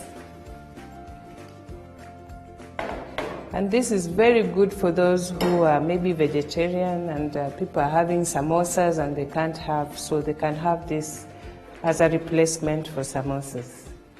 So that is how I make my bajias, the Swahili bajias. You can also call them fritters. I call them vegetable fritters as well. But this is how I do my bajias.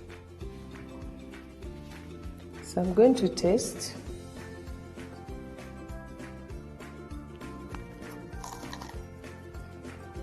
You can see inside, it has beautiful color inside. It has the green, the red, the yellow. And this is what you're looking for. This is the excitement you need in the morning. When you come down and you bite something like this, it gives you hope for the day. So, welcome.